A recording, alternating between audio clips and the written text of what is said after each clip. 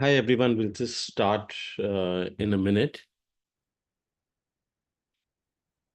We're just waiting for folks to join.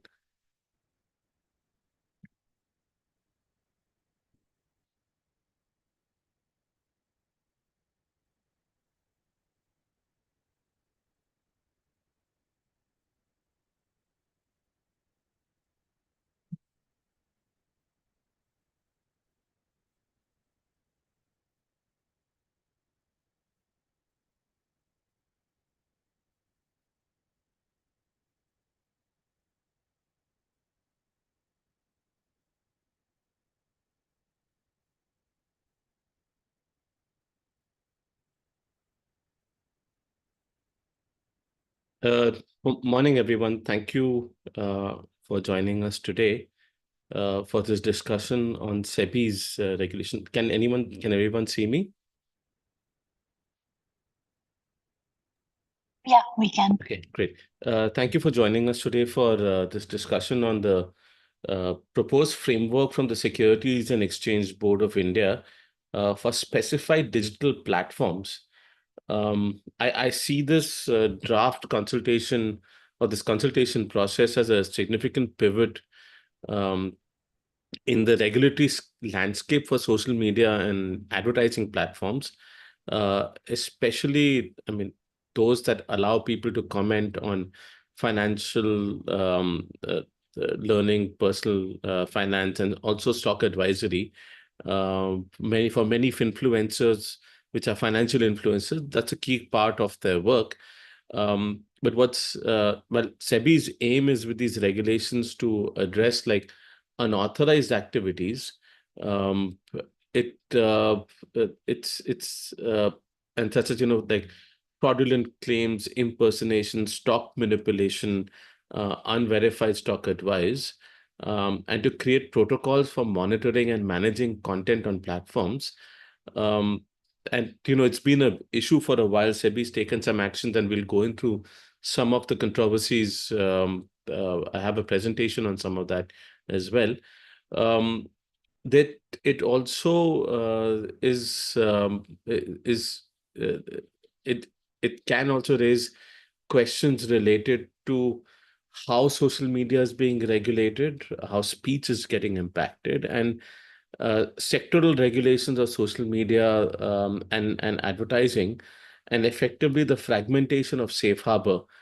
Some of you might recall that the former Minister of State Rajiv Chandrasekhar last year did a roadshow on the Digital India Act, and one key component of that was sectoral regulation of platforms. And while there was probably going to be a separate regulator for social media, it seems now that sectoral regulators are also taking independent action. It's not unusual, but this one is quite significant. Um, because like what will we see in the future is a question. Will we see, let's say, regulators for women and child welfare, the ministry enforcing certain regulations on social media? Will we see food and health, because there's a lot of commentary on food and health on social media as well? We've on the Ministry of Health in terms of smoking and tobacco. We've seen some action over the last year from them on streaming services. So how do platforms deal with this? And so the regulators are just doing their job. But it's almost as if they're doing their job in isolation without coordination across ministries, right? So whose ministry, which is the operative ministry for that particular platform or that particular type of service is a question that still needs asking. Um, I know there are questions about the balance of free speech and regulatory control over speech, including advertising, which is commercial speech. So we'll explore a few central issues in this discussion in terms of understanding the need to regulate influencers, and also we'll talk about some of the other influencer regulations. We'll look at platform issues, safe harbor, the impact on speech. How do these regulations engage or overlap with safe harbor regulations? And how does that impact speech online? The efficacy of AI and content regulation, because there seem to be some expectations from SEBI in terms of how online like stock related speech is going to be regulated in terms of separating advisory from education or opinion from education in a sense. So automated moderation, does that create a risk of suppressing legitimate non-commercial speech? There are, of course, jurisdictional challenges as well, like multiple regulators, multiple regulations. Um, we're seeing, are we seeing conflict in terms of sectoral regulation of online platforms? Does SEBI have the powers to indirectly regulate speech by recognizing or not recognizing specified digital platforms? So we'll go into these issues and more because our objective is to explore this regulation and understand the what, when, where, how, why of it. And we see this as an editorial discussion towards that end. We're pleased to have some great speakers with us. It's a privilege to have Deepak Shenoy, the founder and CEO of Capital Mind. He'll join us briefly. Um, we have Vakasha Sachdev from Logically, um, Bhargavi Zaveri Shah from the University of Singapore. She's a researcher in financial regulation. Natasha Agarwal from the Trustbridge Rule of Law Foundation. Uh, Tamogna Goswami, the head of policy for ShareChat. Uh, Puneet Nagraj, a partner for public policy and regulatory affairs at Sadul Amrachand Mangaldas and Co. And we have Garima Agarwal, a researcher for the Center for Internet and Society, joining us as a discussant for the event. We'd like to thank Meta for the support for this discussion. But before I begin and before I go to Deepak, I thought I'd do a slightly longish actually presentation on these regulations so you have an idea of what we're talking about here. So, firstly, this is not legal advice, but this is just uh, for the conversation and for the discussion that I put this together. I think we should, you might recall that SEBI has taken action against influencers, against PR Sundar, for example. He was banned from trading in stock markets for a year. For basically giving out investment advice without being registered with SEBI and essentially earning a living out of it. Because SEBI requires you to be a registered investment advisor to be able to give advice. And this was, I think, the first time that SEBI acted against an influencer. Um, there was also an issue, for example, that the controversy around Rachna Ranaday's front page ad in the Economic Times a couple of years ago, where they've Rajiv Chandrasekhar then had to clarify that it's not an endorsement from the ministry uh, because it not only had YouTube, but it had ministry logos. It had METI logo. It had the G20 logo. This became quite a topic of conversation. We've also seen SEBI address pump and dump schemes, where the SEBI went after two companies, Sadhana Broadcast Limited and Sharpline Broadcast Limited, and the entities connected with it. So these two companies and the majority shareholders of these companies engaged with YouTube creators, and they peddled allegedly like fake info about these companies, about contracts that they had signed even when there wasn't a contract, um, about some partnerships, and essentially portraying the company as doing extremely well. And then there were paid ads that were used to promote these videos, and people ended up investing in the stock. And when the price reached a certain level, they dumped the stock. So, essentially, there was a problem and SEBI actually gave a complete breakdown of the impact of the videos on the share price, right? There is a challenge that SEBI has faced and they've tried to address. They've also targeted Telegram channels. Like in 2022, 6 people were restrained from buying and selling securities directly and indirectly after they were found manipulating stock prices collectively, like on their Telegram channel, according to an interim order at that point. So SEBI impounded some bank accounts belonging to 6 of these people, and for an amount of 2.8 crores. which is said were the proceeds from these unfair practices. And it's not just India, even the US, for example, the SEC's a few years ago filed charges against 8 individuals on $100 million stock manipulation scheme, which they were promoting on Discord and Twitter. And there's a very simple modus operandi, right? They identified certain stocks, they acquired positions in them, then they recommended those stocks to their followers on Twitter, podcasts, and trading forums, and then they encouraged them to buy the stock, claiming they'd also bought the stock and they intended to buy it in the future as well. And then when the stock reached a particular price, they sold it. And it's not just social media. We know that SEBI, for example, I remember in 2011-12 covering articles where SEBI was trying to take action against SMS-based recommendations of stocks, maybe even before that. So it's not new. The financial influencers are very popular. And, the large part of the investor base in the Indian stock markets is now uh, retail investors, individuals who are investing money through SIPs and are then graduating from SIPs to trading. There have been concerns raised over the last few um, months, maybe throughout this year, about the kind of FNO trading, the futures and options trading, which is much riskier, that has been happening in India. And SEBI has been looking to clamp down on FNO at some level as well. So uh, the usage of social media, because of the reach that it has, and mixing of, tax saving, personal productivity, and investment strategies alongside stock recommendations is has been a major cause of concern as well for SEBI.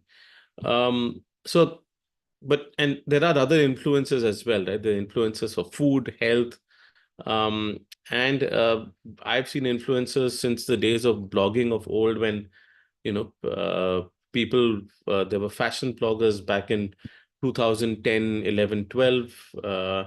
So influencers that have been around, there is pay for play, and that has been around for a while as well. And so, you know, the Ministry of Consumer Affairs has also looked at regulating influencers in terms of their impact, and because they have an impact, they have the reach. Uh, they don't have disclosure norms, no transparency, and in fact, even NICA in its DRHP had talked about the fact that they've worked with over 3,000 influencers in a network, and they'd cautioned about the impact of regulations on their ability to actually grow revenue if influencers are impacted by regulation, and highlighted that influencers work for NICA because people trust the influencers, right? So there is a business case for businesses to work with influencers. There's a case for influencers to do this for money, obviously. But where does it become unethical? So consumer affairs ministries, they have certain guidelines that they came out with, where there are penalties for non-compliance, and saying that they can restrict people from making endorsements. Um, so we so uh, Essentially the kind of people that should disclose these activities, right? And I've seen people trying to bypass these regulations. I've seen people who don't give disclosures. Um, we've Whenever there's a material connection in either cash or kind or any other benefit, they need to act on it, right? So they need to disclose it. So these are mostly disclosure norms. Um, Now, uh, there are specific requirements for giving disclosures as well. Now, whether there's like the kind of disclosure that need to be made. Um, and disclosures have to be simple and clear, visible. Platforms have been asked to have tools. I remember Facebook has, I mean, we used to promote our events on Facebook once upon a time, and that required us to disclose sponsors, which we always do anyway, so we didn't mind. But there are platforms have requirements of disclosures as well, and formal disclosure tools, for example. Um, then basic guidelines, especially with respect to material connections. ASCI also has guidelines for influencer advertising, uh, but the ASCI's guidelines are not really enforceable, and they really haven't been able to prevent the kind of misuse that we're seeing of positions of power on social media. Um, in 2023, Consumer Affairs Ministry had also suggested creating like a self-regulatory organization for influencer marketing companies. Um, there was a these aren't they haven't followed through on this, but there was a consideration for mandating that influencers uh, disclose qualifications when giving advice on health and wellness as well. Now, in terms of influencers, there's been until 2023 there was no formal proposal to regulate influencers. But also because SEBI doesn't have the jurisdiction perhaps to regulate those people. So what they're doing now, and this is what today's discussion is about, is that there are regulatory norms that SEBI is now defined regarding both influencers as well as platform regulation. So we'll go through them. So SEBI regulated entities, which are stock exchanges, clearing houses, depositories, mutual funds, all their agents, uh, basically cannot associate with any person who provides advice or recommendation directly or indirectly. And so, whether they make any claims of returns or performance, uh, so these people cannot essentially, like those SEBI regulated entities cannot promote with them. Um, uh, and this restriction does not apply if you do it through a specified digital platform. Uh, Now, association could be money or money's worth, which is cash or kind, referrals. Yeah, so it could be any kind of an association. And digital platforms need to apply with SEBI for recognition within 3 months of the platform coming into of the regulations coming into play. And they need to have a compliance regarding preventive monitoring and reporting mechanisms, as well as policy. So we'll go through them one by one. The preventive measures are like the platforms need to take proactive and preemptive actions to prevent fraud, impersonation, any claims by entities that are not otherwise permitted by SEBI. They have to also ensure that entities that are not registered or otherwise recognized or permitted by SEBI are not present on the platforms if they're giving securities related advice or commentary, right? And there's a turnaround time that ads have to be prevented before they go live, and content or a channel or the account itself has to be taken down within 24 hours. These are the preventive measures. Curative measures are that if someone files a complaint, SEBI or SEBI regulated entities, then there has to be, you can take down, block the content, prevent sharing of the content, deactivate the links, or blacklist those entities if there's a repeat offense.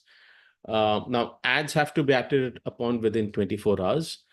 The content channel, etc., can be taken down within 72 hours. So this is a complaints-based redressal mechanism. There also has to be a substantial amount of monitoring, which is where it becomes tricky, where they have to analyze or identify content or advertising related to stocks under the regulatory purview of SEBI. They have to deploy AI or machine learning to understand whether the content is related to the securities market or is by a SEBI registered entity or not, and assess the content. So is it recommendation or advice related to stocks? Is it exclusively for providing education in the securities market? So differentiate between educational content and non-educational content, right? And whether it has any explicit claims of returns, um, or for example, like whether it directs people to or redirects people to another medium like Telegram, WhatsApp, phone, email, or whatever, which means it's functioning as an ad. So links might also to Telegram, etc. If it's a SEBI related or securities related content may not be allowed. Then there have to be verified badges for the SEBI registered folks.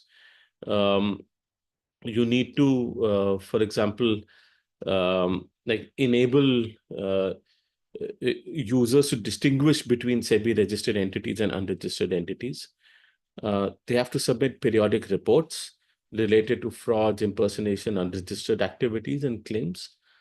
And then there's a whole set of platform policies that enable this kind of preventive and curative and monitoring sort of mechanisms, and that will allow only a SEBI and sort of that's recognized entity to provide content and ads related to the securities market, and you know effectively.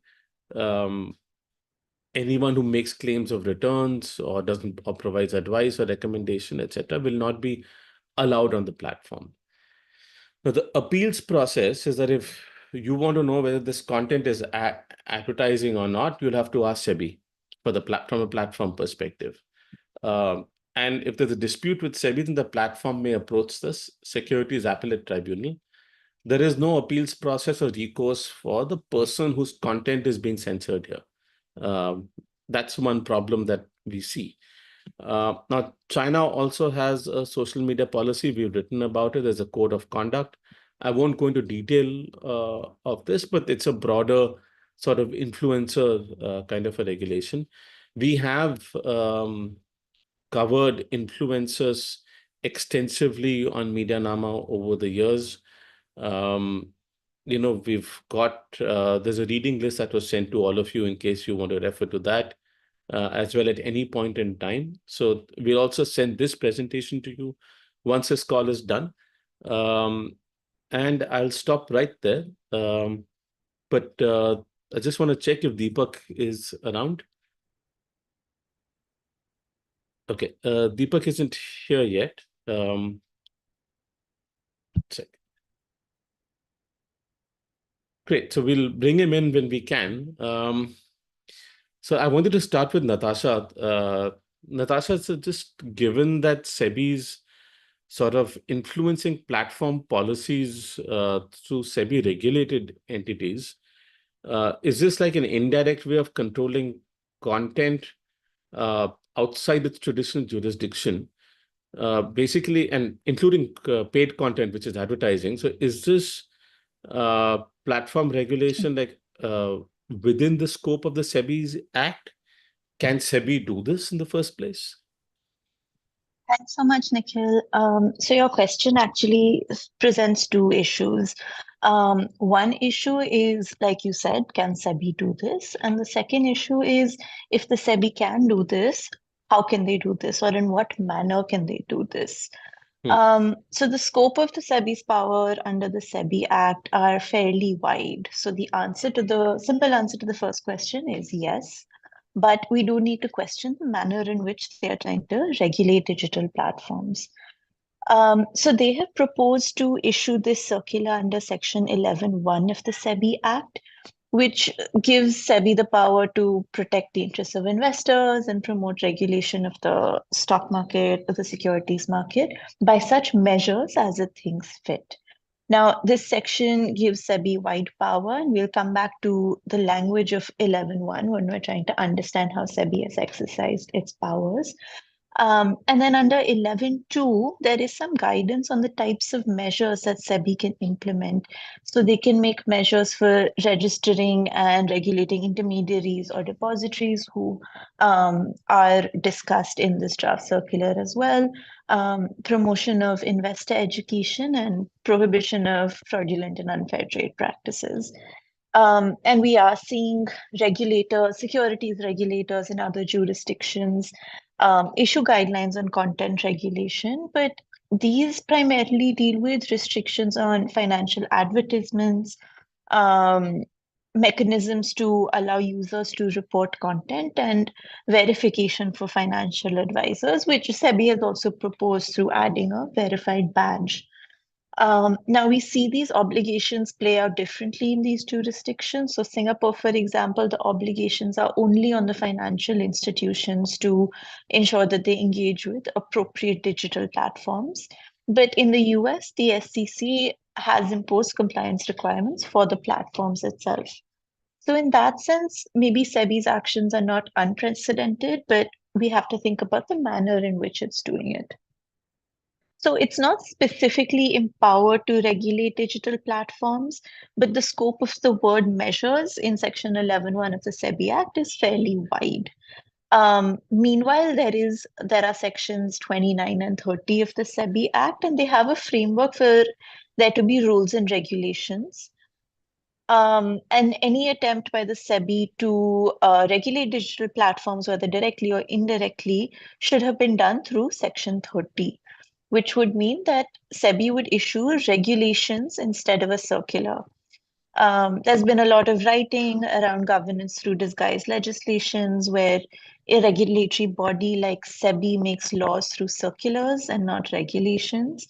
And this basically enables them to bypass the procedure mentioned in the SEBI Act, where they need to lay these rules and regulations for approval by the Parliament.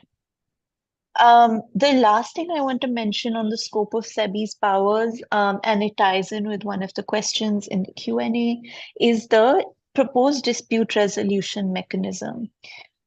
So they say that if there is a dispute between a digital platform and a SEBI registered entity, then they can approach the SEBI, and that the view of SEBI in this case will be final. But two things here. One is that there's nothing in the SEBI Act that permits it to adjudicate over disputes like this. And two, there is always the ability to appeal to the Securities Appellate Tribunal. So it doesn't really make sense that they are saying that the view taken by SEBI in this case will be final. They are bringing the Securities Appellate Tribunal in for disputes between the platforms and SEBI. So, in case of such a dispute, the platform can directly approach the SAT. But once again, there's nothing in the SEBI Act that really permits the Securities Appellate Tribunal to adjudicate over these disputes because its powers are limited to appeals from the insurance regulatory body, the pension fund regulatory body, and the SEBI. So, this bit isn't really adding up. Uh, Thanks, Natasha. I think this regulation through circulars is we're seeing a parallel of this actually in case of the IT ministry also, where it created the IT rules and created an entire regulatory framework around streaming services, news organizations, and others, just through rules, which obviously were tabled before Parliament. But it looks like this expansion of jurisdiction from what you suggested doesn't seem to be a new thing for SEBI either. Would that be correct? Yeah, that's correct. And I think SEBI is cognizant of the fact that it has wide powers under the SEBI Act. And of late, there has been a trend towards expanding its scope. So a parallel would be insider trading regulations and how they are sort of expanding the scope of who is a connected person, who is a deemed to be connected person, which ties in with the concept of insiders itself. So they are looking to expand their scope of powers. And they use the vague language under Section 11(1). So I'm going to bring in Deepak because he's here briefly. He's actually on a holiday and he agreed to join for this discussion. Thank you for doing that, Deepak. So you Yeah, and thanks, man. I know you're driving right now, but just so Deepak is the founder and CEO of Capital Mind. Deepak, you're a SEBI regulated entity, right? And you're launching a mutual fund next year, right? Correct. So we're a semi-regulated entity as a So PMS, and we've applied to be a mutual fund as well. okay, so I wanted to check, what is your view on the SEBI regulation? You give a lot of commentary on the markets on social media. You're a SEBI regulated entity. What are you seeing in this space, and how do you view these particular restrictions? So these regulations which have just come, the circular that has come, is actually an out which allows certain things to happen which are currently not allowed to happen. So on August 29th of this year, SEBI notified a change in the amendment in the Intermediaries Act. Intermediaries means applies to the entire intermediaries, including mutual funds and TMSs and research analysts and all that.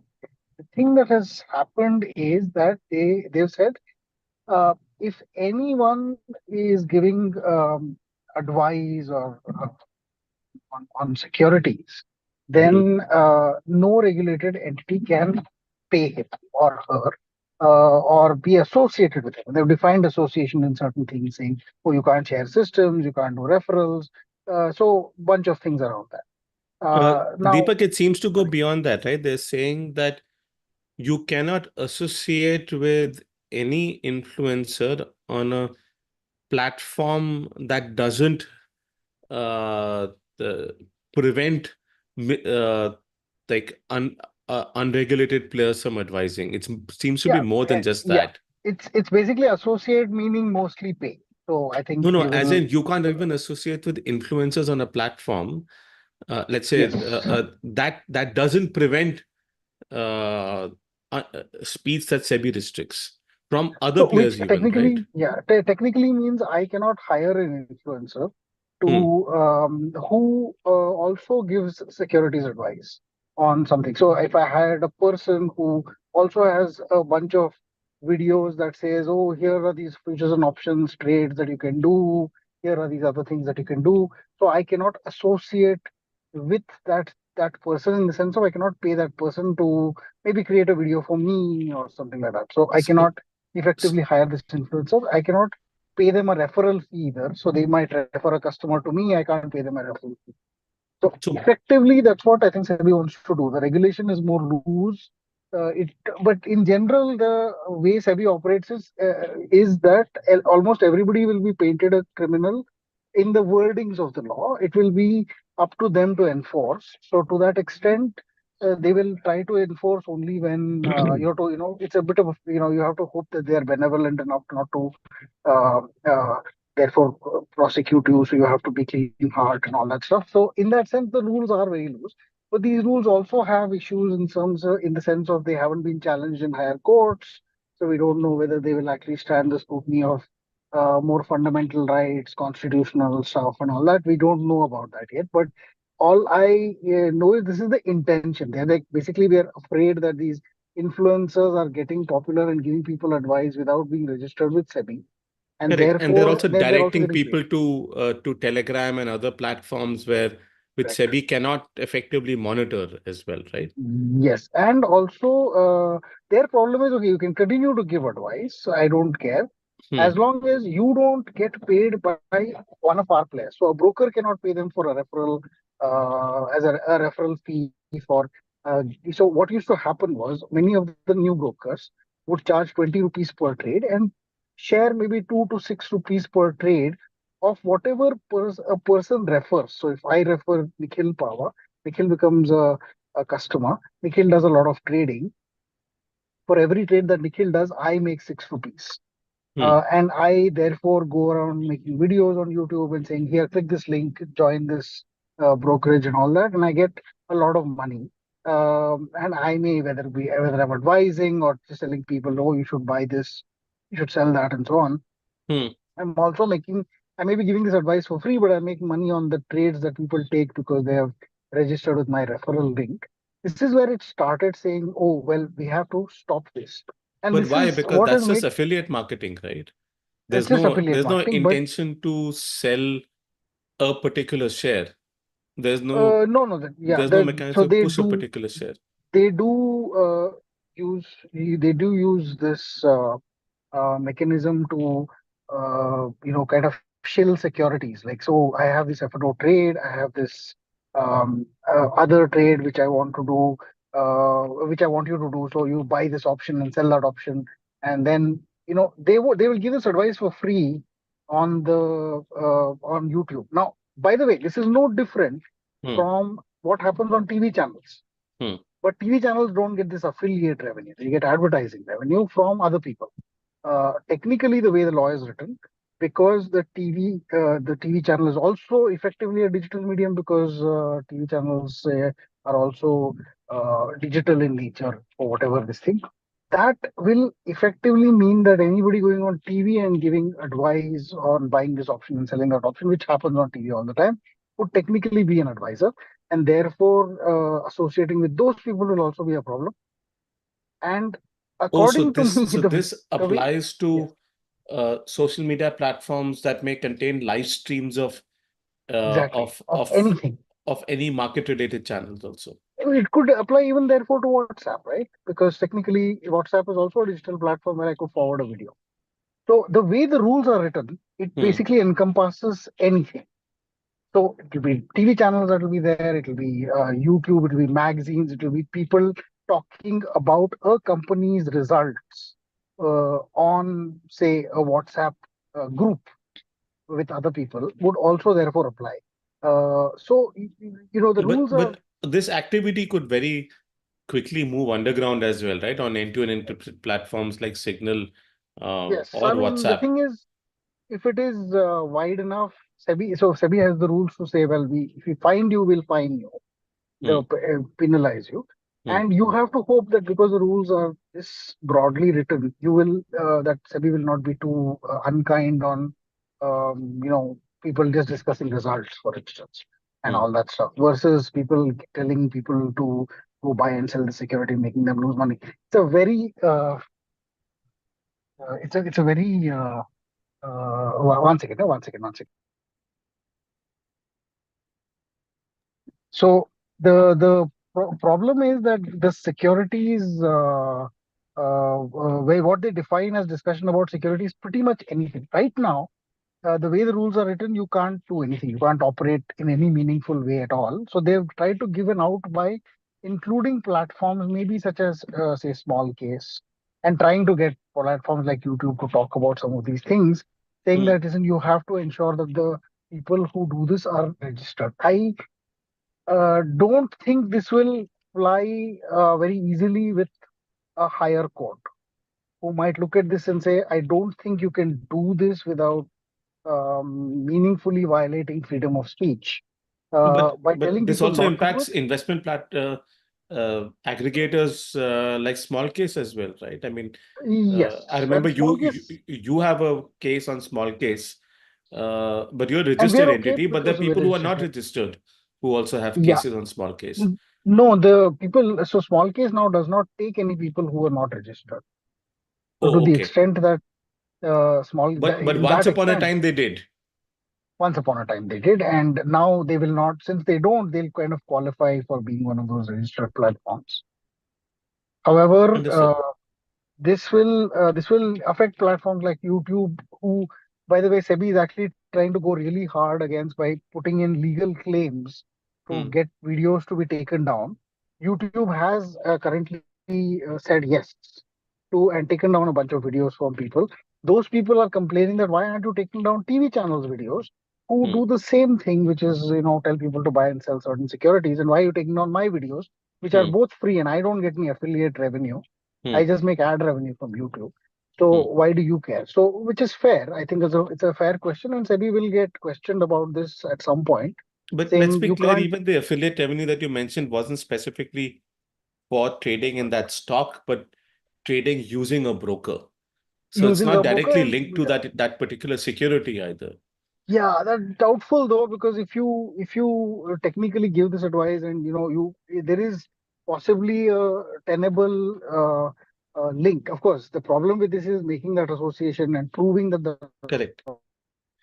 S- and Sorry, Deepak, I think we're losing you. Hello? yeah, I'm sorry, So, I'm in somewhere in the wilderness in Coorg. okay, Deepak, one additional thing that I wanted to understand was that the difference between advisory and education is very nuanced here, right? So, how Yes. do you really expect platforms will be able to distinguish between the two? I mean, I remember you started with education, you and Stam. I forgot the name of the platform. You and Sham had launched something 10 Market years vision, ago. yes. Market Vision, right? Yeah, Yeah, yeah. 10 years Yeah, ago. no, So, that I think education wise, again, this what is education and what isn't. So, for instance, even telling people to buy something and then or talking about a trade that has happened is education. hmm, Let's say I tell you that, oh, this is what I did with my money. and this is how it panned out. I could say that is education, perfectly fair. But it could also be inducement by saying, oh, listen, this guy made so much profit by doing this, and he's actually shown us how he's done it. So maybe we should subscribe or pay him some money or whatever it is, right? Hmm. So this is again, SEBI has had orders on people who have even done education effectively on some Hmm. of these trades. And in one case there was a consent order because the guy just moved to Dubai and he said, "I'm done with this. I'm going to do stuff from Dubai. Now do what you want." So Ah. it is a little frustrating because sometimes the process is the punishment here, Hmm.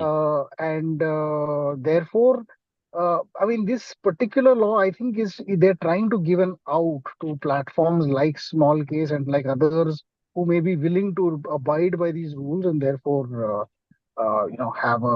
have a more meaningful conversation with RBI. But in the sorry, with SEBI, but in the process, in the crosshairs, you get YouTube, Telegram, Twitter, all of them get caught in the process because there's no way they will accede to these rules. It's like, oh, if you mention a stock, I have to somehow back check if you're a registered entity or you work for a registered entity, and that is impossible Is essentially. there, in your view, Deepak, is there a better way of doing this?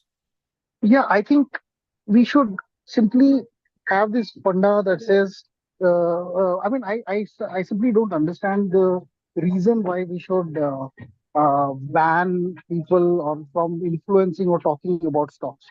It's like banning people influencing people about elections. These are things that people should decide and learn on their own at some point. You create the educational framework that allows people to learn. Yeah, but But there's beyond also a that, big telling problem people, of misleading, right? Which is what with uh, kind of pump and dump schemes.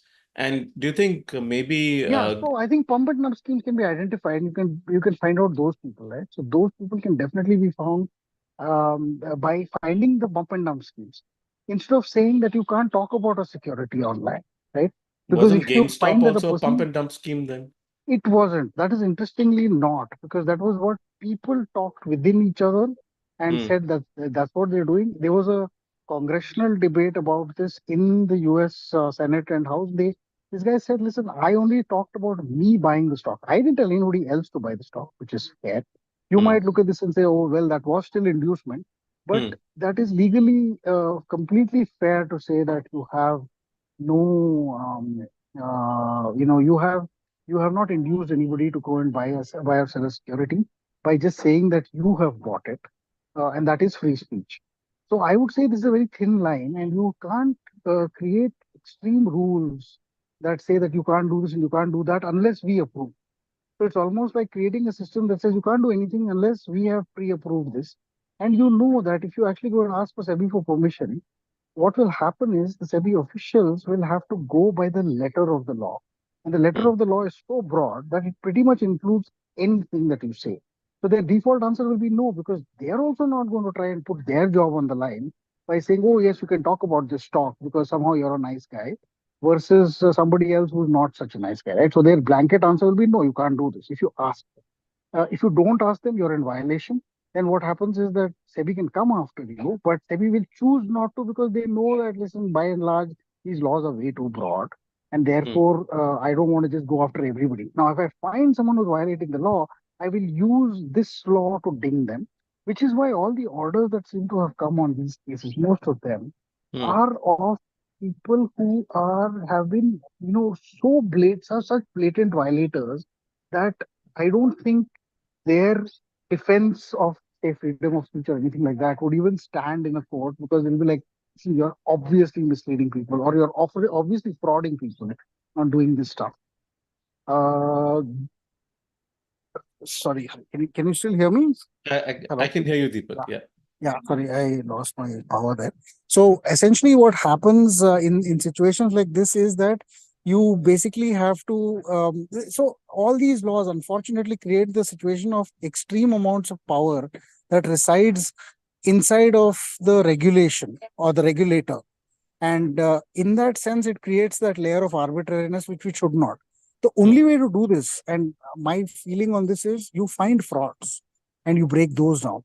I think telling people to buy a stock, or to that you should buy a stock. This is what I say. The bigger thing would be to for SEBI to say that you guys need to be registered. But why do you want to go after the platform where these people are doing this Maybe instead of because going after the people themselves? it's a classic problem that as a country we also face, right? How do you control or how do you regulate the speech of 1 billion people online or Yeah, I 800 mean, million people online? You basically you delegate that job to the platforms. you at some level, this was, I think, in a sense, this is probably the battle that has been lost even by governments.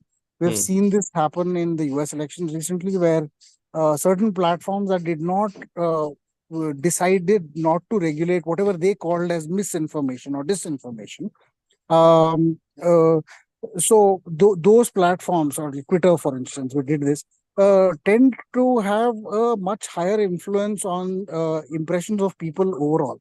This funda that somebody will decide for you what you need to hear, I think, is should be something of the past. We should not be trying to regulate what people should hear. That is basically what dictatorships do, and we are not one. So, in my Strong feeling, words, Deepak. it follows. Yeah, sorry. Yeah, I mean, I'm telling you, honestly, trying to dictate. See, other than the fact that people say something that is harmful or illegal, like threatening to kill or murder, there are Hmm. laws for those.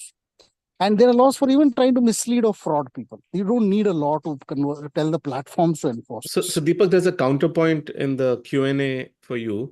An Ah, anonymous at NDA said that the argument likening financial influencers promoting stop ticks to political speech is tenuous as best. Unlike political discourse, which falls under the ambit of free speech, financial advice carries tangible economic risks and can result in significant monetary losses for individuals acting on such advice. And the lack of accountability and regulatory oversight in the promotion of investment products has led to real world financial harm, as many I- retail investors, often lacking the expertise to scrutinize these recommendations, has suffered due to inaccurate or biased information. I'll just finish reading, Deepak. yes. This comparison fails to recognize that the financial industry imposes stringent requirements for a reason. Anyone offering financial products or investment advice must register and be held to professional and legal standards to ensure the protection of public funds. Allowing unqualified individuals to recommend stocks without oversight would compromise investor protection mechanisms and erode trust.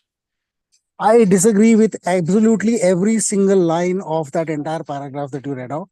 There is much bigger disadvantage for us economically and physically and politically if we were to choose the wrong people to lead us. That is way worse than economic damage that is done by any standards. It's a factor of 100 that we would allow political disinformation in some way, but not financial disinformation, because we think financial disinformation is more harmful.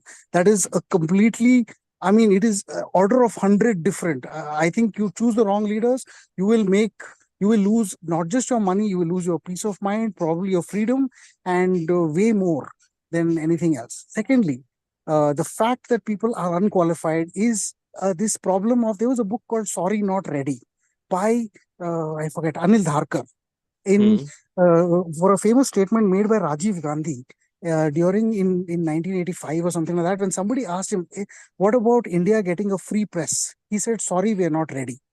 This concept that somebody else decides for you if you should have freedom is the worst thing that can happen to any country.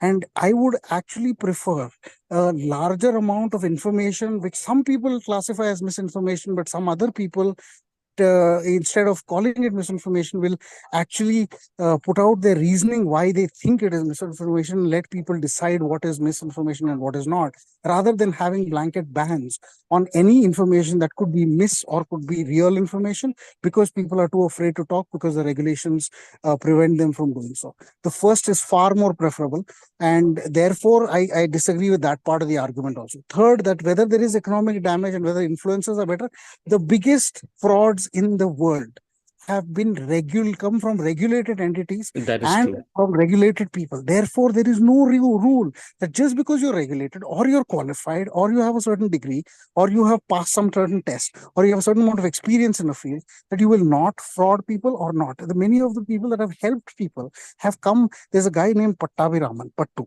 He is a professor in IIT Madras. He has made brilliant financial calculators. He's not working in any bank. He does not have a qualification in finance per se, but he has Ashwadhamodaran on done. valuations. Ashwat Damaran, of course, is a professor and teaches, Hmm. so he's probably qualified in that field in the appropriate sense. Hmm. But Pattu is not. Pattu has actually received an award from SEBI recently, saying thank you because you've helped people understand I mean, how to understand their own financial life and all that. What he does is also this, but he would also qualify under unregistered people and therefore be qualified as the same kind of people that people think are fraud because they're not registered. This idea that registration somehow gives you an in into being able to give people advice. I have had the worst form of advice, the worst form of fraud, and first form of mis-selling happen from banks that are extremely regulated entities, and the regulators are absolutely scared of going after the banks in any meaningful form. And yet we continue to believe that the banks are the ones that are trustworthy, and some person on YouTube who actually perhaps has the knowledge is not. Therefore I disagree with almost everything in that entire paragraph. I don't know who the person is, but it doesn't matter. I'm not disagreeing And I with the guess, Deepak, a human. lot of this also relates to your journey where you started as blogging about the markets. I got my MBA And last year because they forced me to. They said you you got your can't do this MBA stuff unless last you year. got an MBA. Yeah, I got my MBA last year because they said a person who's managing money has to have, in my particular field, has to have a master's degree, 2 years master degree. So I did a 2 year master degree in business administration. I was already managing 1,000 crores by that time, but they decided that people like me cannot manage money unless we have degrees.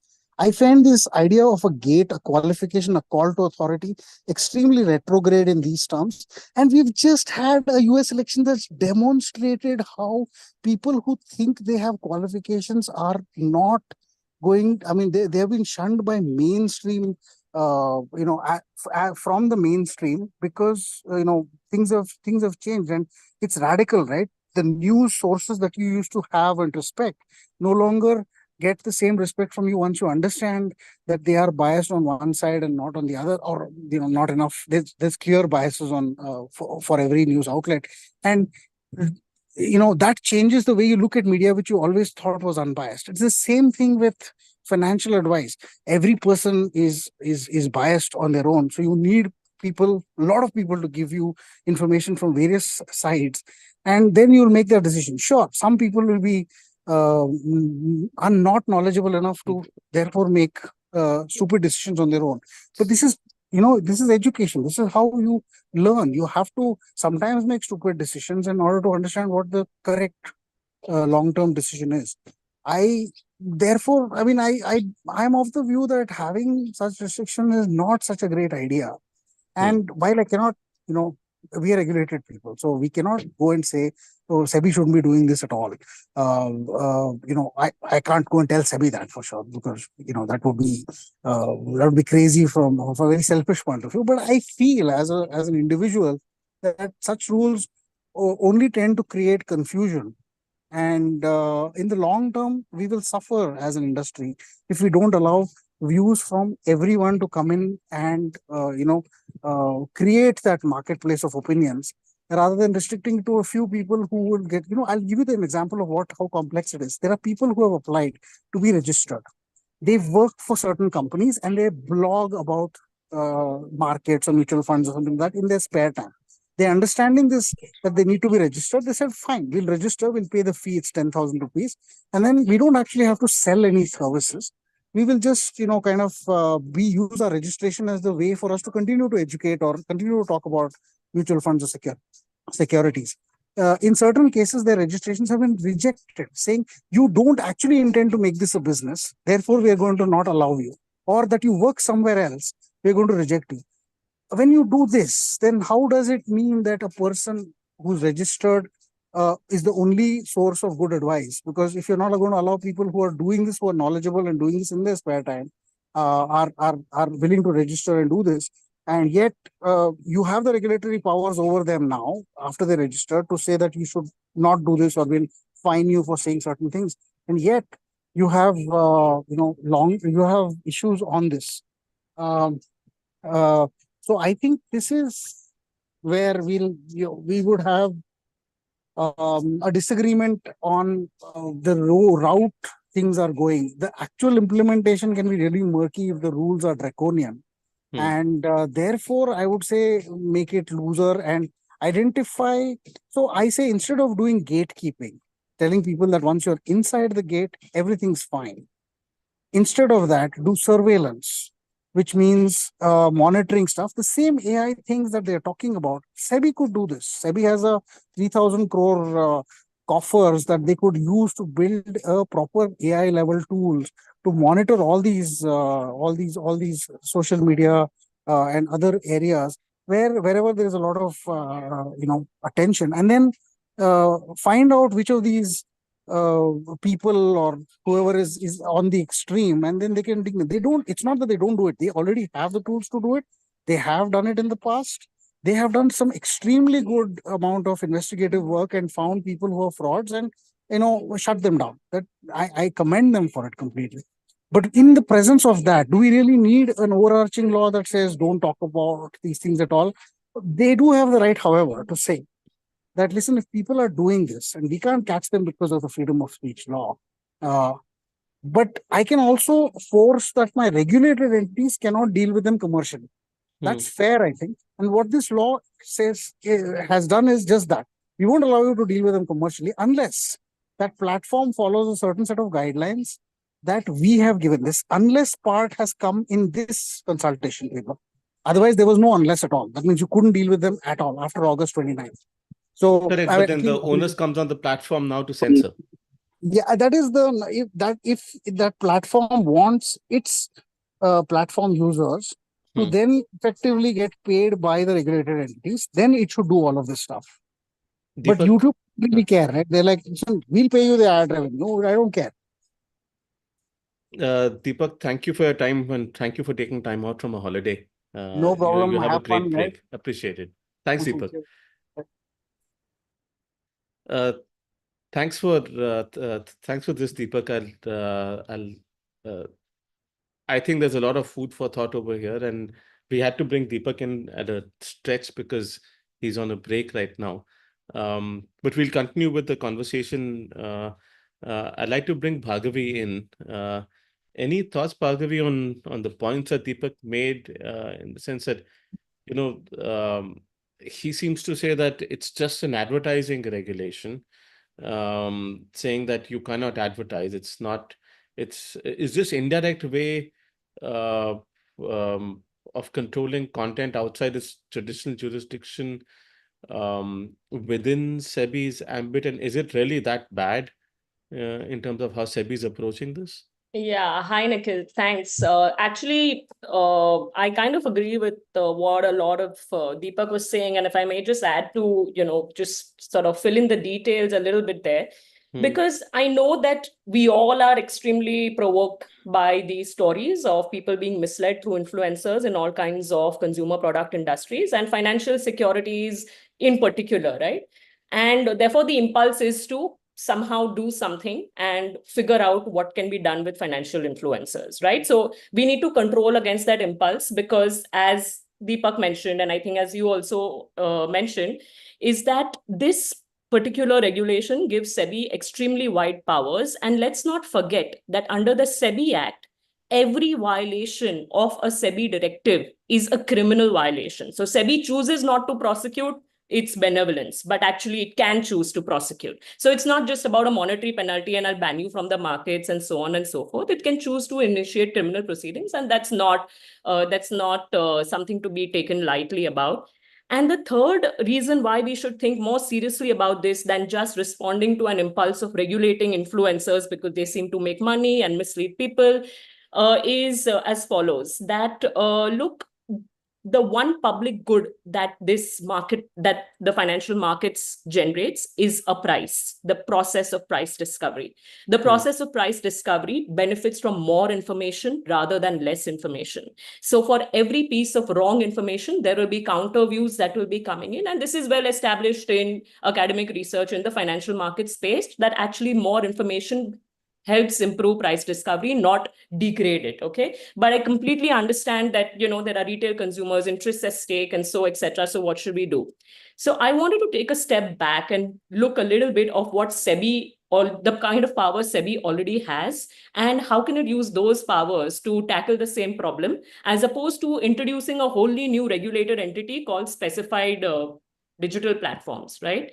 So let's start. Okay. So first of all, pump and dump schemes, misleading people as to securities, disseminating false information, all of that is covered under the fraudulent and unfair trade practices regulations that SEBI enforces a lot. Okay, so SEBI already has powers since 2003 to clamp down on manipulative and fraudulent representations when it comes to the securities market. So your GameStop, for example, whatever it is in reality, it could have been prosecuted under those 2003 regulations. Okay. And then in 2013, SEBI enacted investment advisory regulations, which basically tried to regulate one-to-one advice. So if I'm advising a 60-year-old person on his financial planning, then it is my job as an investment advisor to look at the suitability of that person. Okay, I cannot be recommending small cap stocks to that person. I have to see what his plans are, and so on and so forth.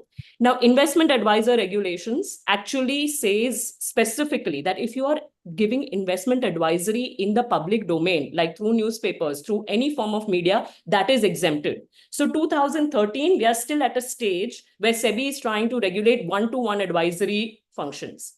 2014 comes research report and research and analyst regulations, where the scope becomes wider, where even if I circulate a newsletter opining on whether, I don't know, Jubilant Foodworks will do well in the next quarter or not, I have to register myself as a research analyst. And every employee of mine who is actually involved in the making of this report has to regulate himself or has to register himself as a research analyst. So you have fraudulent and unfair trading practices regs, which SEBI can use. You have investment advisory regs. You have research analyst regs. Okay, so there are already 3 sets of regulations which can be used to tackle misinformation in the securities market space.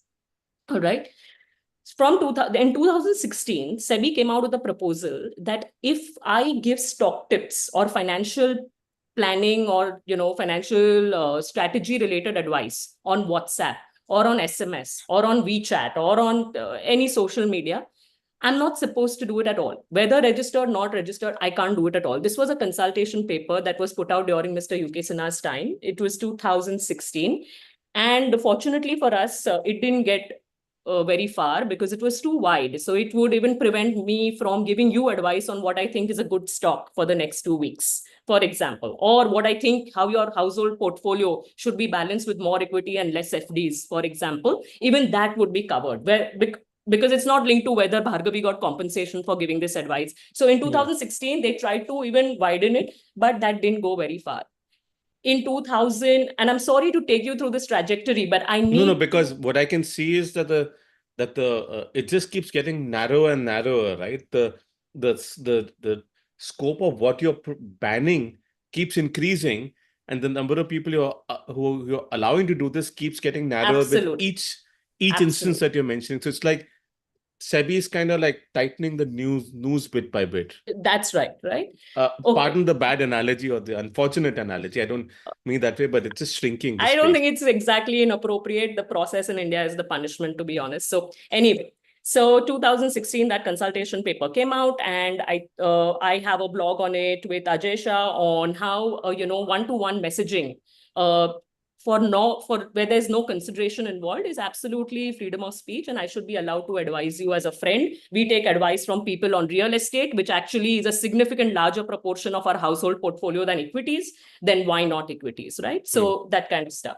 Okay, that didn't go through. Then in 2022, okay, the fraudulent and unfair trade practices regulations, which I mentioned first, under which pump and dump schemes are fair and squarely covered, their scope was widened to say that not only if you knowingly mislead people, but even if you carelessly or recklessly put out information and mislead people, you are covered under this. Okay, so there is a conscious recognition of the fact that maybe the number of people who are doing this is increasing, and SEBI is increasing its existing powers. 2023 August, we all know about this consultation paper, which basically says that no SEBI registered entity can enter into any association with a finfluencer, just to put it colloquially. Okay, as Deepak mentioned, in August 2023, when this consultation paper came out, the ban of association between unregistered finfluencers and registered SEBI advisory intermediaries was complete. There was no mention. There was no mention of a specified digital platform. Now, there are 2 points that I want to mention over here. What are they permitting? They're saying, okay, if Bhargavi is small case, okay, and I'm assuming small case is SEBI registered as a, I don't know, investment advisor. I don't know under what category. Maybe their small case is a... Again, it's an innovation. It's a unique thing. I honestly don't know how Okay, let's take Zerodha. Easier, right? Correct. So suppose I'm Zerodha. I cannot pay, say, for example, Deepak to promote Zerodha's, intraday free for all buying and selling facilities. I think that's what it basically says.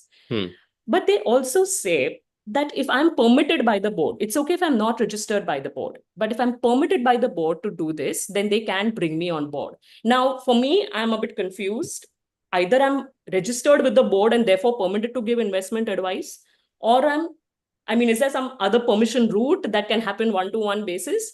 What I'm trying to bring out here is that the discretion that is being created under the August 2023 consultation paper is being widened. It is not just about you shall only onboard SEBI registered influencers. You have to onboard SEBI registered influencers or any other person permitted by SEBI. Now, under what provision of law this person is being permitted by SEBI without being registered with SEBI is unclear to me, but that's, I guess, a side of a kind of a side point. But I just want to bring to you that significantly discretion is increasing, okay? Then this consultation paper converts itself into a real regulation in 2024. And then we have in November 2024 a consultation paper which suddenly brings in this idea that actually the regulation of 2024 brings in this idea that okay, if you do it through an SDPS, a specified digital platform, it's fine. Now, who is a specified digital platform? So now this consultation paper is trying to give us clarity on that.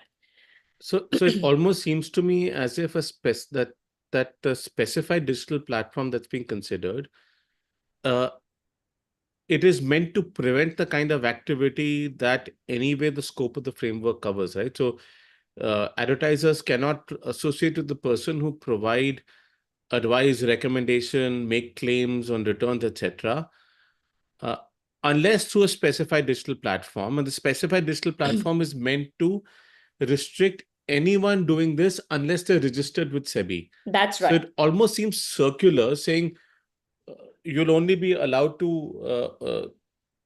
I'm sorry, it just seems as if it's circular in a sense to me. Yeah, it's very circular. And frankly, I'm confused. And I'm happy to be enlightened by people who actually are in this space and doing this kind of activity. It says that what does a specified digital platform have to do? It has to put in monitoring practices. Monitor what? Monitor the fact that no advertising relating to a security or financial planning is made by anybody except SEBI registered intermediaries. Correct. Okay, so if the argument could have been that actually SEBI is trying to resolve capacity constraint by delegating this job to the YouTubes of the world and the Facebooks of the world, you all look at it that, this guy is verified and he has a SEBI registration number displayed whenever he gives. I don't think that's the case. The point is that they're saying, they're not loosening. So I don't agree with Deepak to the extent that it's not an out, because the digital platform itself has to make sure that everybody who's advertising in relation to a security is actually doing so with registration from SEBI. Now, what will registration solve that your current regulations do not already provide for, right? So my big puzzle is that if somebody's if an influencer is coming out there, like PR Sundar could be prosecuted under FUTP, Okay, so if it was such a big barrier, we wouldn't have seen him being prosecuted. When I say prosecuted, I'm using it loosely. Prosecution means criminal prosecution. We're really talking about regulatory enforcement here. If PR Sundar was in this category of an unregistered finfluencer, then how did he manage to get punished or, at all? So it is not like SEBI does not have these powers. In fact, if anything, if you see the trajectory, the powers have been only growing. Like you said, this means that the competition in this space is likely to reduce. And we have a very important trade-off to make here is that since the 1990s, we have been trying to increase household penetration in the equity market. So there is a financial inclusion angle over here that is a trade-off to be made. And I'm not underrating consumer protection, but I'm saying that the current powers actually allow SEBI to do it anyway. Uh, Thanks, Bhargavi. I think I just wanted to tell everyone that if it's okay, we might go a little bit over time because this is becoming a very deep and longer conversation than we expected. I'm going to move to Vakasha now, actually. Vakasha, SEBI expects AI and ML tools to identify financial content and advise. How accurate and reliable is AI in discerning these financial posts? Is it able to do this? Are there discernible patterns that we see in kind of behavior of people that SEBI wants to prevent from doing this? I mean, let's acknowledge that there is a problem of pump and dump, of misleading, of moving people into platforms that are invisible, like to SEBI, like Telegram, etc. And so there is a problem for SEBI to solve. But is this the way to do it? So yeah, I mean, look, I think we've heard a lot on the sort of issues with where this regulation is coming from. What I'll just quickly take us through is what what do we think this can be done to actually sort of track and No, but specifically from find. an AI and ML perspective. Yeah. So, I mean, look, we did a bit of research on this at Logically. We were trying to understand the sort of scope of financial misinformation, disinformation in India. And what we found is that, yes, there are a lot of patterns which these people follow. But now this is the interesting thing. What we looked at were the cases where this was clearly attempts to mislead people, clear attempts to deceive people, the really fraudulent activity. Now, for that stuff, you can track it in different ways. So, for instance, we found a lot of coordinated behavior around advertisements on Meta. So you can actually track that using an AI/ML platform. It will be without even having to necessarily go massively into the content. It will look at the patterns of behavior and be able to flag a lot of things there. And then you can have an expert look at that to assess the question of the No, but the what's the content problem itself. with that? There is a standard operating procedure, for example, for YouTubers to increase their audience. So there are No, patterns so that are going to be common, there are right, amongst ways. particular types of stakeholders. Absolutely, but I think that's where you obviously have to come in with a bit of expertise. So, for instance, we aligned our research with and our work on doing this is aligned with what's called the Disarm framework, which is a whole it's an open source framework for detecting disinformation patterns. And within even so, what that does is it also it does have frameworks for understanding stuff which is a legitimate sort of attempt to spread influence or a legitimate attempt versus deceptive attempt. So, for instance, when you'll see the usage of bots, you'll see the usage of certain kinds of content, the way you'll see sort of referrals from one platform to another. Now, this is where you can build an AI/ML system which will track the really problematic misinformation. What is, I'd say, concerning about this regulation, and as has been pointed out, is that it's asking to go beyond just that. It's not just saying, okay, look for content which is clearly deceptive or clearly fraudulent or clearly like looking to influence people into a negative, in a way where they could end up losing money. What the problem, I'd say, what the sort of danger here is, and especially when you look at that thing in the preventive one, as which has been pointed out earlier, where it says that you have to have only content by registered people doing that. That I think is a little bit problematic because that's not looking any longer at the patterns of behavior which specifically look at problematic content. That is then looking at content as a whole. Now, yes, again, you can build models, so ours have been built for years on trying to, track misinformation, disinformation. You could build a model which will look at securities content. But the problem is, in terms of that model being able to accurately find this distinction between education, between, I think, stuff which a regular person can say about this stuff, even which SEBI should not be looking, or even stuff which SEBI is not thinking needs to be covered. That I think will be a little bit difficult, because when you're not looking at because you can narrow these things down when you're looking at genuinely deceptive content. But when you're looking at content about securities as a So whole, what kind I of think genuinely that's a deceptive certain. content are you seeing? So for Give me instance, we examples. found, yeah, so there's a whole bunch of these accounts. What they do is they set up, there'll be like groups and even persons and accounts on Facebook or your X, which have very minimal amounts of followers or whatever. They'll put a post which will be talking about, okay, you can use Bitcoin to invest in this and you can use that. They'll put out a sort of case for what they're basically suggesting that you can do. And then they refer you on into a closed group. So because the thing is, look, I mean, the real work of this stuff happens on your telegrams and on your encrypted channels.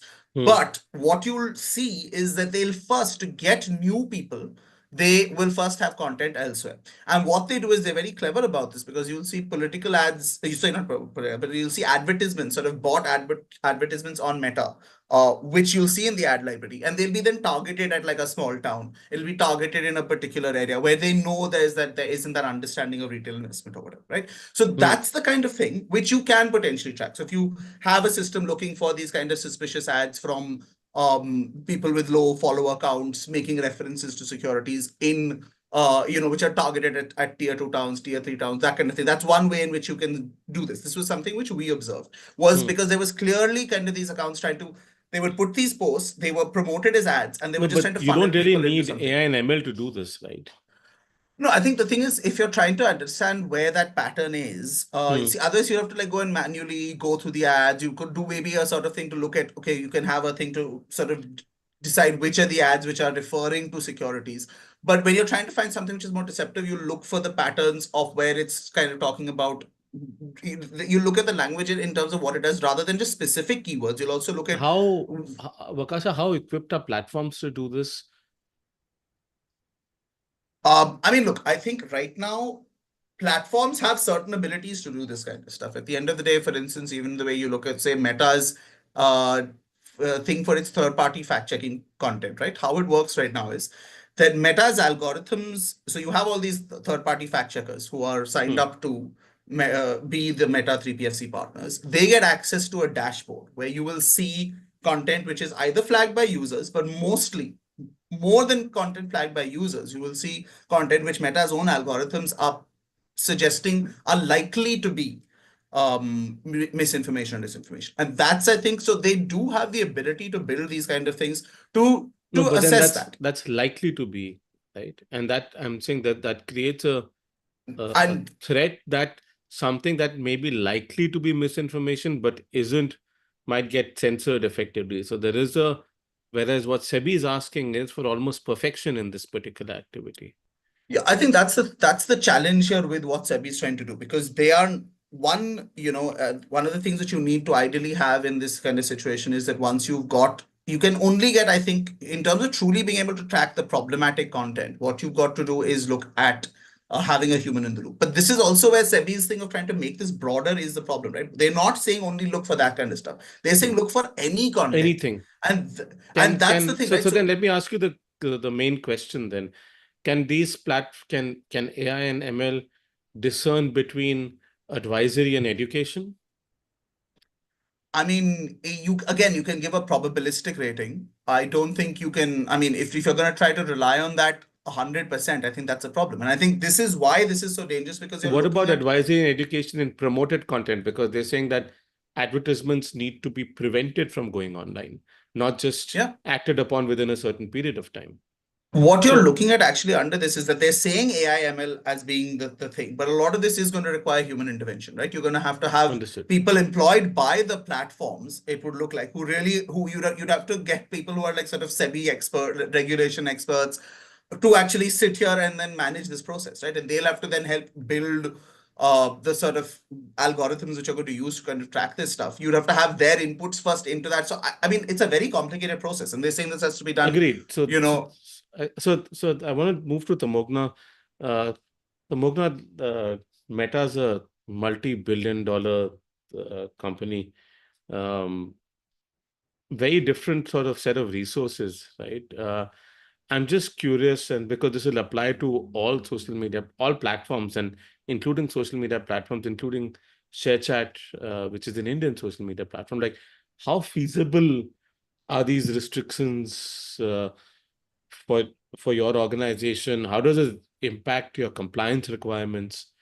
Is a 3 month time frame feasible for you guys? I would come to the feasibility of application in some time in terms of how a lot of the content moderation works. Similar across at least standard platforms who have an intention of protecting its user base, including for paid as well as non-paid content, right? But just to start out, I wanted to make a couple of points. Very intrigued by the spirited debate which is going on right now with the amount of different perspectives which have come out. Also largely agree with what Bhargavi had mentioned in terms of how the regulations have developed over time. Over the small career I've had, I have also donned a hat of being a lawyer with a firm which was representing SEBI as well as opposing SEBI as well at certain points, especially in relation to PFUTP guidelines and regulations. Now, we do appreciate as a platform as well as an individual that the kind of problem that SEBI is facing in relation to its motto of investor protection in this particular instance is a very large one. Completely agreed that a smaller individual retail player should never be at harm by unscrupulous entities who may be highly valued influencers or lower value bad actors. Now, coming to, let's say, how do we go about? The first question actually which comes to this is, what are we trying to regulate? And is it becoming a circular regulation instead of trying to perpetuate investor education, which will get hit by something like this? My 2 points here, I did a very quick study of these draft regulations for which we have to give out comments as well. That one is that the definition of advertisement is very widely placed.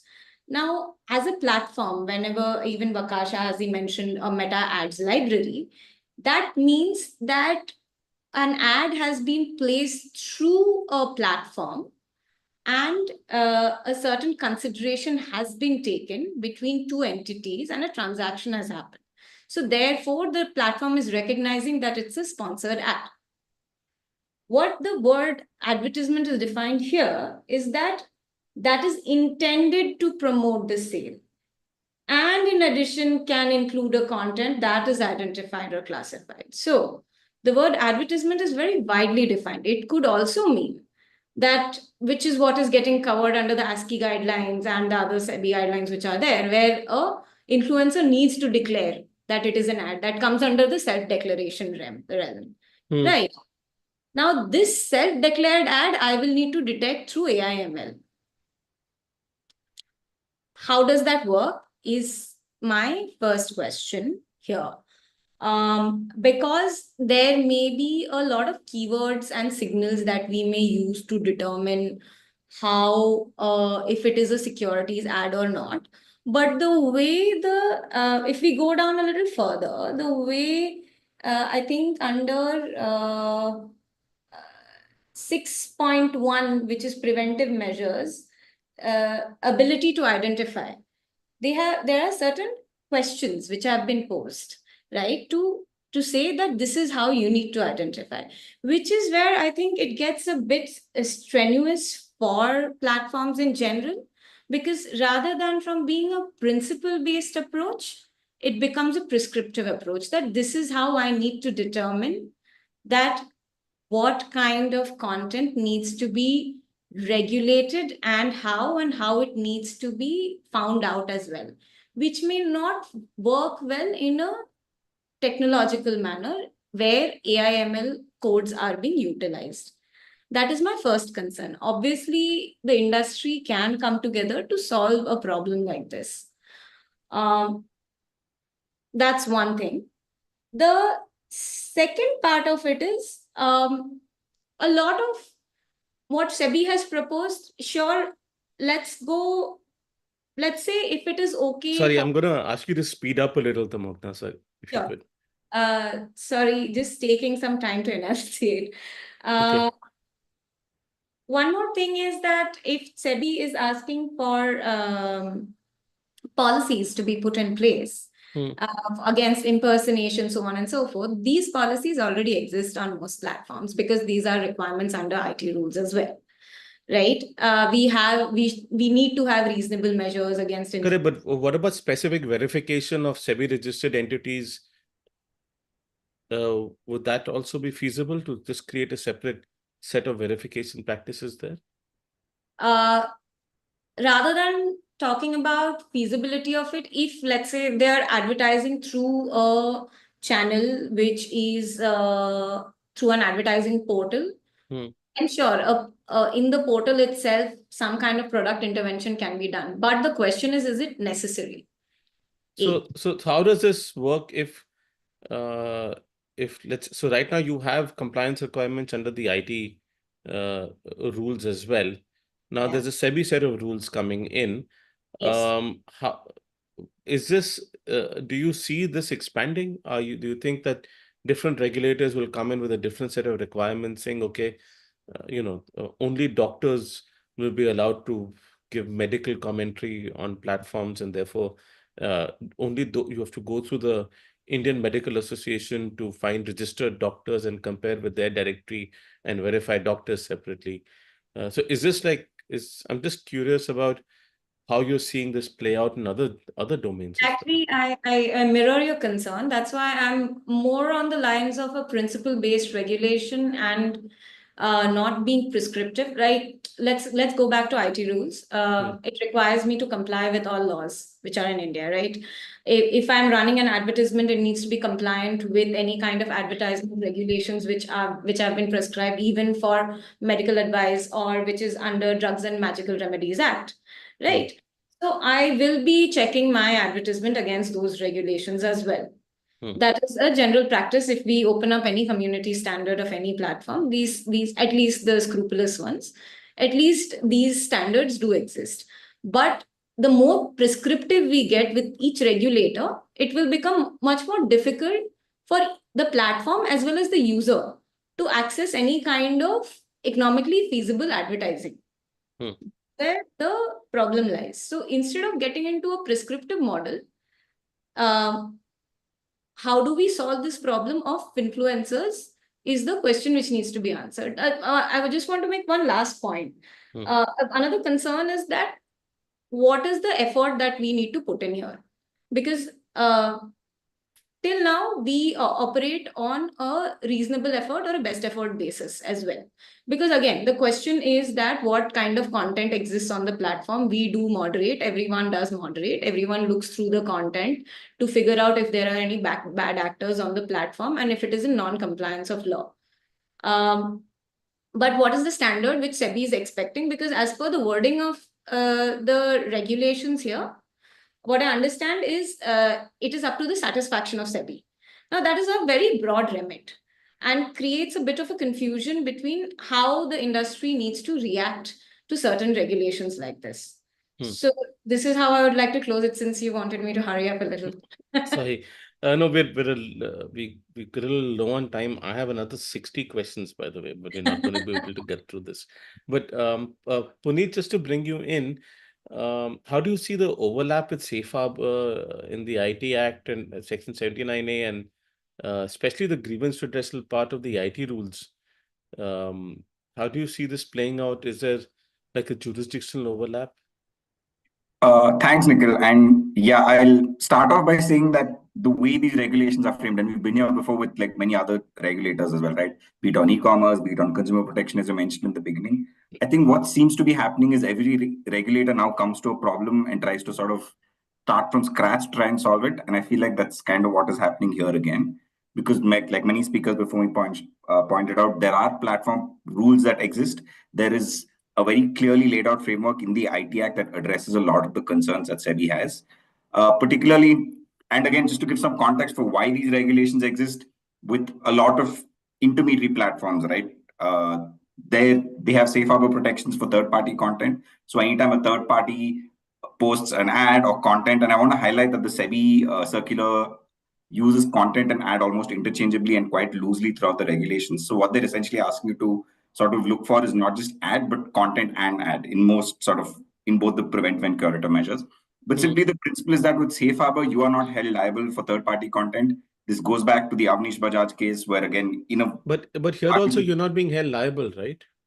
so that's an interesting question, and I think a couple of other speakers touched upon it. The question becomes, right, and given how broad SEBI's powers are, if you don't get the registration, if you're not a specified digital platform, what exactly happens to you?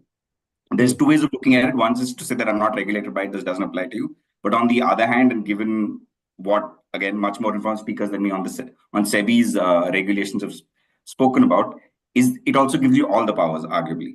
And it becomes incumbent on you to go and then sort of fight the sort of decisions taken, and the process itself becomes a punishment. That is, I think, the larger risk. And the second thing that's happening here is what they're not able to do directly is being done indirectly.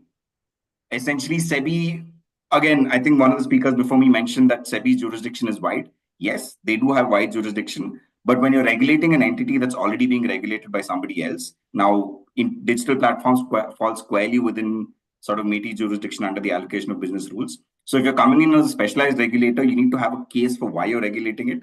What is this additional layer of regulation? So again, the misleading ads regulation in the Consumer Protection Act gives you a very useful parallel. There is an acknowledgement that intermediaries do have safe harbor exemptions. It's there, for instance, in the legal metrology rules. So what an advertiser has to do in the misleading ad guidelines is essentially make disclosures. And the CCPA does have power to proceed directly against the advertisers. So if another regulator has been able to do this, there's no case for why stocks or securities are different. There's no case for why SEBI, especially if it seemingly envisions a scenario where everybody has to be registered with SEBI as well, why they can't proceed directly against the content creators. Right? Because at the back of all of yeah. So there's another aspect I wanted to ask you about, right? There's if you look at MeTi's rules, they involve notice and takedown procedures, but they don't go into preemptive monitoring, right? Yeah. These regulations seem to emphasize preemptive monitoring and takedown, especially of advertising, or preemptive monitoring at least. Yeah. And that again goes to the core of like your free speech questions, right? Like, pre-censorship is not allowed in India. Many Supreme Court cases have held this by sort of mandating questionable AI sort of ML solutions to proactively monitor content. And again, given the broad wording of the regulation, I can't speak to the technology part of it, but it would essentially mean you look through possibly all content or all content that relates to financial sector information and then sift through it before permitting it on your platform. Which would, one, it would mean you're not an intermediary anymore because an intermediary is not supposed to interfere in the content that's posted on their platform. And two, it would affect the free speech rights of the people posting this content because there's no expectation on their part that this content would be filtered out. And there's no, again, restrictions around Article 19 are very clear. They can only be done on very specific grounds based on reasonable restrictions. In this case, what you're fighting is fraud. While that is, again, an important enough problem to be solved, the scale of it does perhaps warrant attention from a regulator, but does it meet the threshold of having to sort of pre-censor speech? Does it meet the threshold of having to sort of censor speech even before it goes on the platform? I don't think so. And again, a lot of that has been struck down in the past by sort of courts. So why should platforms be allowed to benefit from, safe harbor if they, in that sense, especially when they don't seem to be doing anything about the kind of speech that is harmful for consumers in terms of misleading them, right? So there is a substantial amount of financial misinformation of stock advisory, which is effectively disallowed under SEBI. So why shouldn't platforms that fail to comply with SEBI's guidelines not face the consequence of, let's say, SEBI registered entities not advertising with them? So the question then goes back to what sort of entities you're talking about, right? So again, I want to add some color to what an intermediary exactly means. It says digital platforms, and the definition is so broad, it could basically include any website. or as Deepak was saying in the very beginning, even television channels, for instance, have content. So if you're talking about a platform, or if you're talking about an entity that basically sort of has editorial rights over its content, like a newspaper or TV channel where you know what is going to be posted, where you're sort of verifying the content before it goes on, that's a different kind of entity. Whereas an intermediary essentially has no role in what is going on and going over its platform, right? I'll come to the profitability point in a bit. But if you're talking about an entity that kind of knows what is going on, you could perhaps ascribe a level of liability or say responsibility to them to say that you know what's going on your platform, so you need to act responsibly. Perhaps, again, they're not actually making the content themselves, but you're allowing that maybe do XYZ checks. Whereas if you're dealing with the content that's merely allowing third-party ads or third-party platforms, right? It need not even be like a social media company. If you look at like some of the ads, you could be reading the news and you could have ad pop-ups, right? That relate to say financial sector information, any other information. A lot of times I don't even know that they know what sort of ads are being placed on the platform. That's usually done through third-party sort of ad tech platforms now. So those are the levels of actors that are involved. To say that it's one entity or one set of companies that are profiting from this, I don't think is accurate. And even if they are, the kinds of things they should be able to do, right? And I think people from platforms here have spoken much more sort of specifically to this. The kinds of things they're able to do is not as all-encompassing as the circular suggests. There is a sort of there is a sort of notion among Indian regulators, and MeitY has also been guilty of this in the past, to suggest that there's a technological solution to everything. You deploy technology, it sort of finishes the job and it's all done. It's not as easy as that. And what we should always be worried about are the second-order effects of doing something like this, right? So if you start deploying AI platforms, you're not merely filtering through financial sector content, if that's possible. The sort of cascading effects of that could be worse than the problem you started off trying to solve. Tamogna, SEBI is mandating a 24-hour turnaround for content takedown. Is this expectation reasonable? Is it unreasonable? How does this work with for example, this? I mean, the IT rules seem to give you a lot more time in terms of 24 hours for acknowledgement, and I think 15 days for takedowns. Wasn't that the initial number? 24 hours for content takedown is that feasible for platforms? Again, we need to figure what type of content we're talking about. I think the question here is before the advertisement goes live, the preventive... No, advertisement is pre-censorship. I'm talking about once content goes down, you take it. As a preventive measure, you should take it down within 24 hours. Yes. So preventive measure 24 hours, it requires identification as well, right? So I'm confused that where this 24 hours starts, right? If it is on the basis of a user report, sure. Like if, depending on the scale, how a platform adopts, one can figure how to comply with the government regulation. However, there needs to be clarity on when does the clock start and what kind of content we are talking about. So user report is 72 hours for content. Preventive measure is 24 hours. It's from an AI/ML perspective, right? Correct. So, again, we are still grappling the fact that what is exactly the content that one needs to take down. So let's say if I take 2 layers, I'm just talking from a general industry perspective, again, not commenting from an internal perspective, that content is being identified. Now, the identified content, if it is not clearly said, this is what security violation looks like.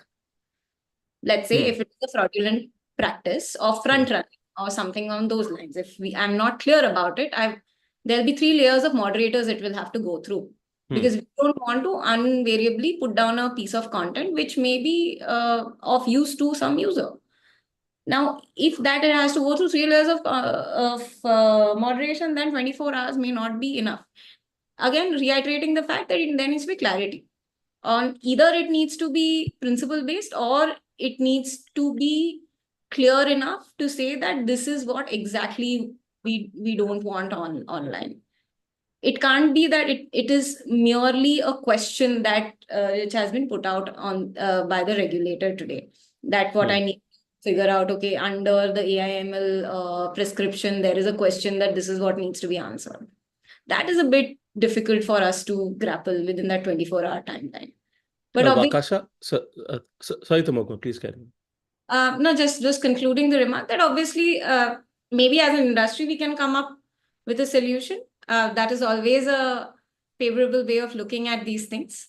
That's it. Understood. Vakasha, to what extent is AI capable of catching violations that use like coded language or informal financial terms? Or, one of in the old days of the internet on forums, what happened was that there were certain words that were censored, and out of that emerged a new kind of language called leet speak, where numbers were used instead of certain alphabets, like A is 4, E is 3, right? So to what extent, I mean, now the AI can probably catch that, but there are people, whenever there are these restrictions, people find ways of bypassing them, right? So to what extent is AI capable of catching violations that use coded language or enforcement? And these timelines that we're discussing, are they feasible? Yeah, so I think so the thing is, I think in a sense, the AI ML is one of the ways in which you can address that problem, right? Because earlier you were relying on, you'd have a non-adaptive system which can only look at, okay, specific words, specific phrases, and then you moderate based on that. And the system will flag that. With an AI ML platform, you can potentially build it. And we've done this for some of the work which we've had to do, where you build into your so like we have like these Boolean strings which look for the kind of content, and you can build that into also have it reflect stuff which is using this kind of alternative language. It can be done. It is tricky, and the problem is, of course, it'll keep changing. So there are people will find newer and newer ways to get around this. So you can try to do it, but the more people will use that kind of thing, of course, it then also reduces the efficacy. And the more kind of new systems you have, new attempts being made to do that, it becomes the challenge. The thing is, of course, that yes, AI is what can help solve that problem, but I mean, it's I think a slightly difficult, and that's where the timelines potentially become a problem, right? Because you're then looking at very, very short timelines for being able to deal with this. When, as the Mogna said, you ideally need to have some layers of review there, right? Even if your system is flagging it, it has a very high, it says that there's a high indication that there's a problem. It's still, I think, there's a danger with this. Now, for me, I think what potentially, again, when you're looking at these rules, is that if you are looking for purely the sort of malicious activity, like the really, really malicious activity which you are concerned about, maybe you can work around this within the time frames. What SEBI is saying is potentially violative of these rules is not just that kind of content, right? It's like even just an unregistered person saying anything, forget advertisement, as Puneet also pointed out, it's just any content which potentially looks like it's offering securities advice. And interestingly, Madhvi Buch has gone previously and said that, like even referencing the word security is itself investment advice rather than educational stuff. So let me move to Bhargavi on this point. Bhargavi, does financial regulation require this kind of strict speech regulation from platforms? No, so that's what. So actually, I just wanted to plug in a little bit to what Vakasha has been saying, because we've been using AI and ML models to read court documents, which is a whole bunch of unstructured data, just like how securities, good advice and bad advice can be. And I want to say that, look, AI models hallucinate, okay? And you want to pre-censor speech on the basis of AI models that actually hallucinate. I think that's a very, very high threshold for you to meet, that the scale of the problem has reached to that proportion that I'm going to use AI models which are known to hallucinate. They'll get better. I mean, the more data you feed it, they'll get better. But right now, they do hallucinate. Even ML models, how are you going to say, what is the level of accuracy you want on this? ML models have accuracy levels, have recall values, have F1 scores. What if a platform says, this is my tolerance for accuracy, and I'm not going to accept anything that's less than 70% accurate? Turns out to be security or financial related advice. Am I putting myself on the line for a possible, safe harbor loss because, I just chose a different accuracy level? So I don't think we can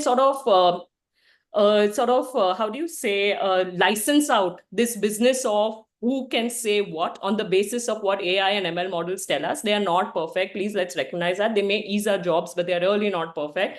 And also, I just want to say on what I completely agree what Tamogna said, right? Which is that what is influencing when it comes to a security? Take the following situation. The Hindenburg report came out. It made a bunch of claims regarding Adani companies. And there is one person called Rakesh Jhunjhunwala who says, I hate short sellers.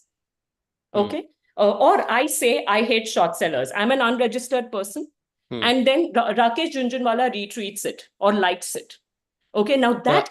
there is a restriction on repost/retweet, repost also. Are you going to be now, first of all, to identify that Bhargavi, when she tries to say that she hates short sellers, she's trying to say, please hold on to your stock in Adani.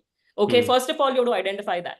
Then you have to say that, oh, but Bhargavi knows nobody. She has like all of 60 followers. And then there is somebody who's an influencer who just happened to retweet it. I mean, it's not easy to sort of just delegate this problem to the intermediary and assume that the intermediary will figure it out or the industry will come together and figure it out. Because I think what you're then losing sight of is what is the real problem you want to tackle. You want to tackle advice giving by unregistered investment advisors. You as SEBI are in fact best placed to do it when you punish unregistered investment advisors, not when you try to punish or when you try to regulate digital platforms, because that's not your core expertise. But going back to what Deepak said, what's wrong with unregistered investment advisors? I completely agree with you, but I'm just saying that even assuming that you need to register, because I was going to come to that despite having so many powers, how many unregistered investment advisors have actually been proceeded against, right? So we've done this study where we studied about 8,000 SEBI orders passed from 2008 to 2014. So this was after the registered IRA regulations came into force. Okay, 2014 to 2018. Sorry, I got that period wrong. It's 8,000 SEBI orders. Can you harness a guess how many of these enforcement proceedings were under the registered advisors regulations, investment advisors regulation? Just harness a guess. Yeah, Vakasha, you want to take a shot? No, I was actually going to just join in afterwards once on a very point related to the investment advice thing, which is the exception in those regulations for stuff which is put out through the news or through other things anyway. Yeah. So we're actually in a very weird situation where, okay, you want to stop unregistered advice, but you're allowing people, if someone goes to a newspaper, gets their column put out there as financial advice, even if they're not a registered person, it would still be fine because that is not considered investment advice for the purpose of those regulations.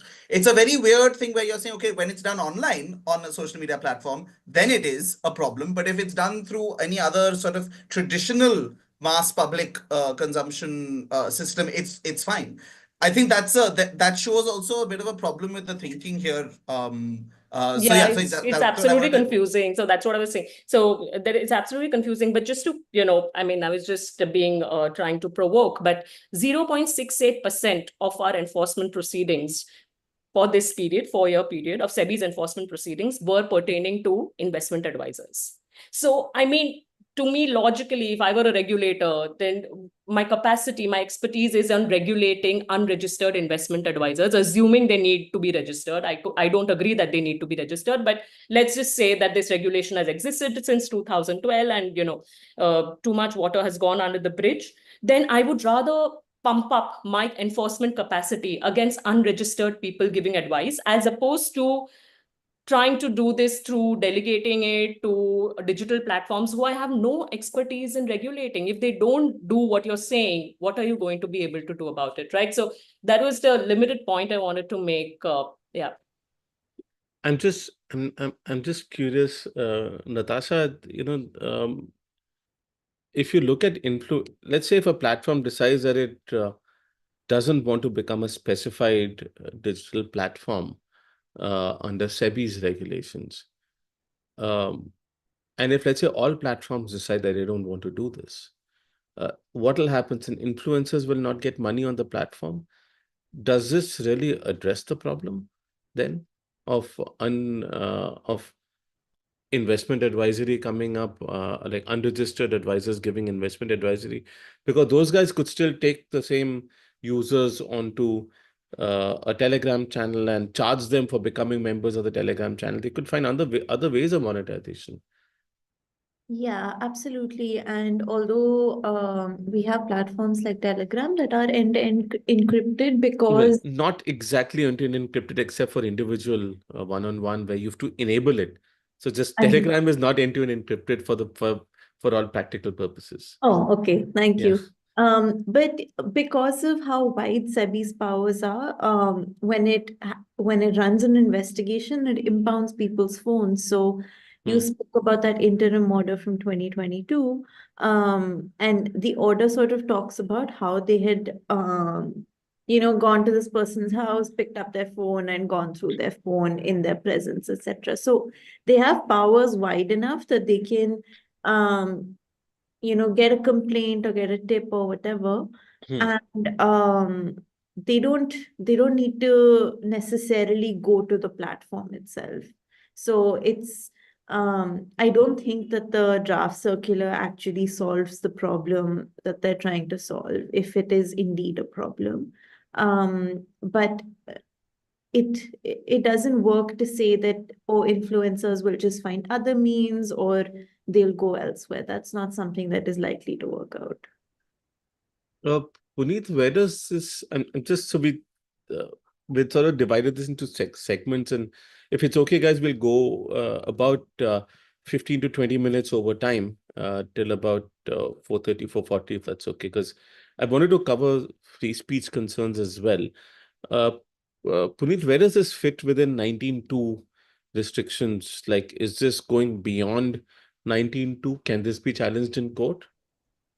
Definitely. As I was saying earlier, 19 to the standard is reasonable restriction, right? And there's, again, cases going back for decades saying that when you're restricting speech, and especially when you're restricting speech on a digital platform, an intermediary which has safe harbor protections, you need to meet a much higher threshold than a mere illegality. So if simply because someone's committing a crime doesn't mean you need to block content, because if you look at the kind of preventive and curative measures that's being asked for, it's asking for pre-censorship, it's asking for content to be blocked or taken down.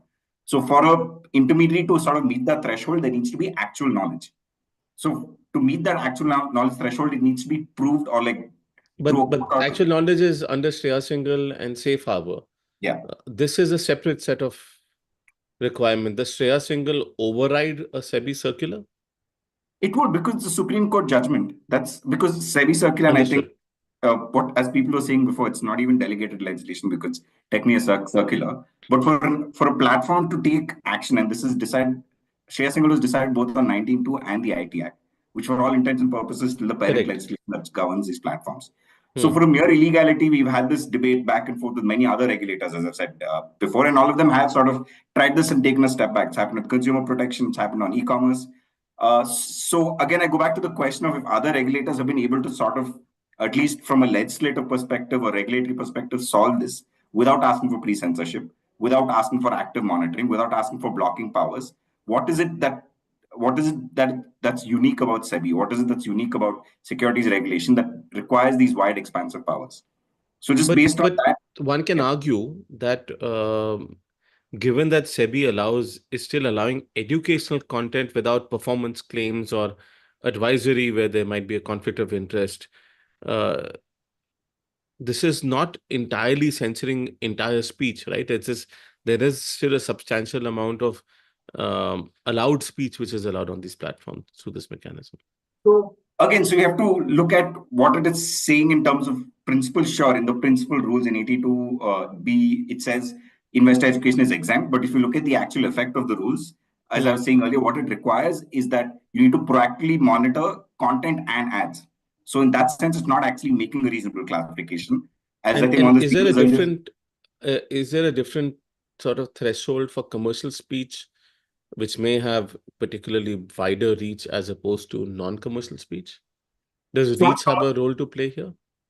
So with commercial speech, India does recognize commercial speech as as part of free speech under Article 19 with caveats.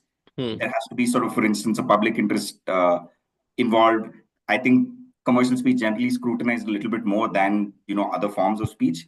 But even having said that, the fact that it's recognized under 19 itself would require that for any forms of pre-censorship. And to your earlier point, the kinds of things that are asking to be done with the speech is the problem, not the fact that they're applying their mind and saying it's only if it's an unregistered entity, only if even if, for instance, it was a narrow case of saying only these kinds of content. The fact that we're asking for proactive monitoring, the fact that we're asking for blocking of this kind of content on the basis essentially for a crime that can be solved in many other ways, is where the free speech angle comes in. Because to censor speech, you need a much higher threshold. And if you look at the 19.2 grounds, it's public order, morality, security of state. I don't think this touches any of that. Or even if it touches that, the way you would have to go about it is to tailor the sort of means and methods of doing it very narrowly. And you also have to show that there's no other way available, which is clearly not the case here. You can go through the IT Act.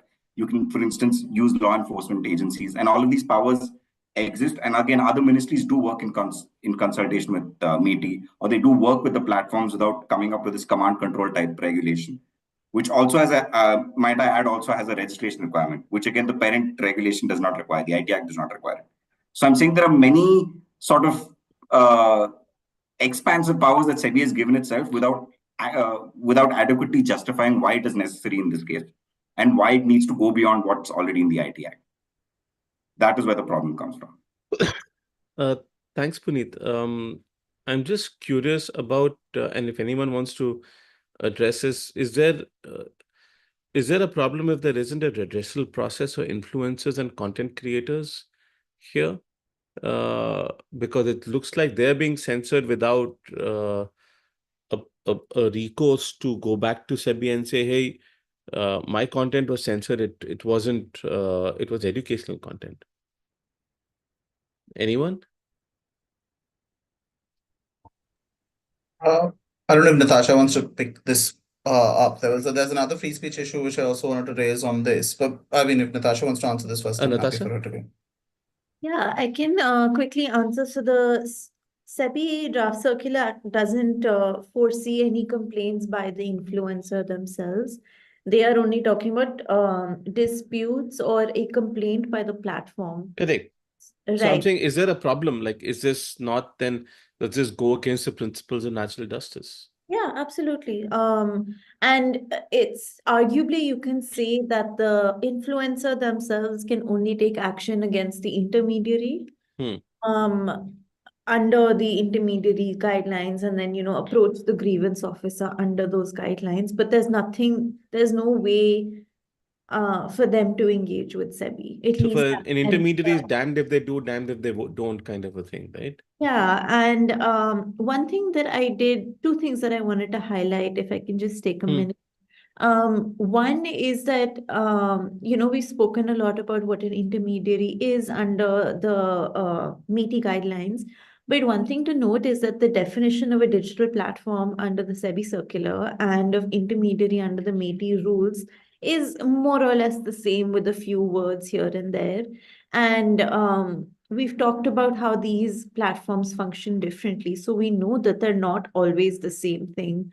And in addition, I think SEBI's trying to regulate not just companies or platforms like YouTube and Instagram, but also much smaller sort of financial advisory websites, right? The second thing is that I think previously SEBI has been a little more cognizant of its limitations in regulating certain entities. So that 2022 interim order against that Telegram channel, Bull Run Investment Educational Channel, it was called. That interim order actually mentions some sort of collaboration between SEBI and TRAI, which is a telecom regulator, where the SEBI sort of approached the TRAI and said there are issues with fraudulent and unfair trade practices. So let's look at it from a telecom perspective. And TRAI then did issue a notification with some direction. So SEBI has been cognizant of its limitations.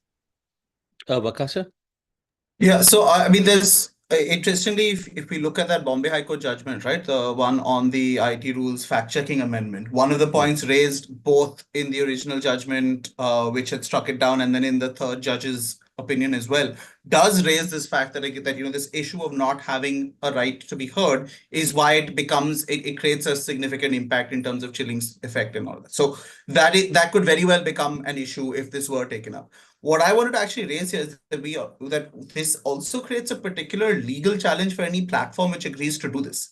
So, I mean, there's a weird thing where, it wasn't very clear on what this meant. But if you remember, there was that Kaushal Kishore judgment from the Supreme Court in January 2023. So this was about Azam Khan's potential speeches, and then it became a whole thing on can you regulate political speech beyond. And then there's a segment in that where it talks about how, and they have this huge discussion where they say, yes, your Article 19 rights can be enforced against a private individual as well. So someone who's facing this, who decides to post something about securities, gets his post taken down, can actually then go and take a platform to court over this. That's, I think, a potential concern here, which, the platforms, it's an additional concern which the platforms will also, I think, have. So I think that's something to keep in mind, that, you are creating a lot of obligations here and a lot of liabilities for people without really thinking this through. And I think, look, you're dealing definitely with a situation where you need, maybe you do want some sort of co-regulatory approach to tackle this, but it really should be focused on the proper harms rather than, I think, this sort of broad sweeping concept of security, anyone posting content on securities. Sorry, you're saying that the Supreme Court ruled in the Kaushal Kishore case that one has 19(1) rights against platforms? So they said that you have it against private persons. Now they didn't expand on Against it further. private persons? Yeah, it was a very weird thing. Let me just open up the That's language okay. of the judgment. I'll look at it So it's that a separately, but fundamental it's- right under Article 19/21 can be enforced even against persons other than the state or its instrumentalities. Now, this is a weird one because they've talked through how the concept of who you can enforce your Article 19 rights has evolved over the years. Right. There isn't Prakash, I think anything this is a detailed on this separate one. conversation. I'm just surprised by this, honestly. Yeah. Mogna, there's a question, there's a request from someone, from an anonymous attendee. If you could tell us regarding the measures that you currently have in place to prevent fraudulent content on the platform, in terms of what are the protocols followed to identify and remove content that could defraud users, and whether such content is prohibited under your community standards and the extent to which the standards are enforced. They're saying it would help understand if a platform is already doing something, or would SEBI regulations be required to ensure that companies do something about this?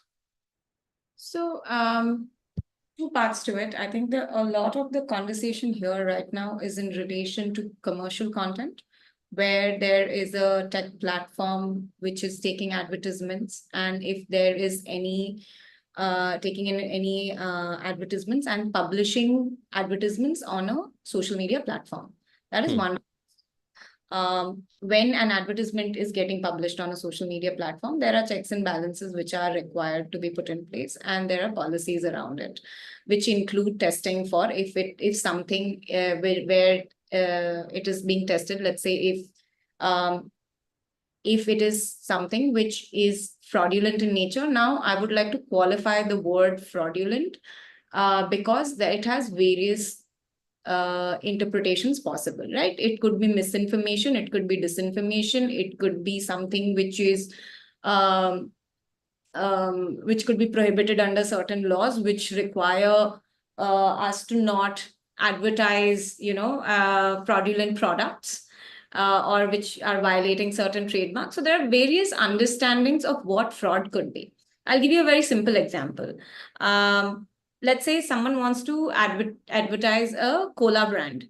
Now that cola brand can be of, again, not specifying a sponsor, it could be a Coca-Cola brand. But if I get an advertisement which is deceptively similar, my tech platform gets an advertisement, or any other person's tech platform gets an advertisement which is deceptively similar, there is obviously an investigation, and an advertisement to that effect is not run. That is not, again, I'm saying, not the social media platform doing it, that is the ad platform doing it. A. B, the user has the ability to report any kind, if they feel something fraudulent is happening on the platform in relation to user generated content. Let's say if any kind of magical remedy is being put out, and if they feel that, and someone's trying to charge money for it, they have the ability to report the same. There are moderators who will react to it as per the internal regulations which are provided. As I see, the gentleman or lady has also asked, do my community standards address it? Yes. So do all other platforms. Again, very standard thing which all platforms need to address under the IT rules. So on and so forth. If you can specify if there is anything else in terms of fraud we are looking at, I can give a much more specific answer. But in relation to detection of fraud as well as reporting of fraud, yes, there are measures which are in place. So, Bhargavi, one concern is that, content creators could feel discouraged from posting if they fear misinterpretation of their content as financial advice, right? Because effectively it's up to an algorithm and up to SEBI to determine whether something is financial advice or not. So what alternate measures could SEBI consider to allow a free financial discourse while minimizing misinformation risks?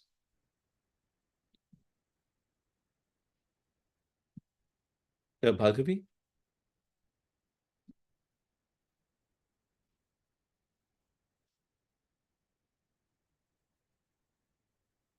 I think Bhargavi left. She said she had a. Oh, okay. Yeah, she said she had to drop off a while ago, I think. And Natasha also. So. Okay. Anyone else want to take that?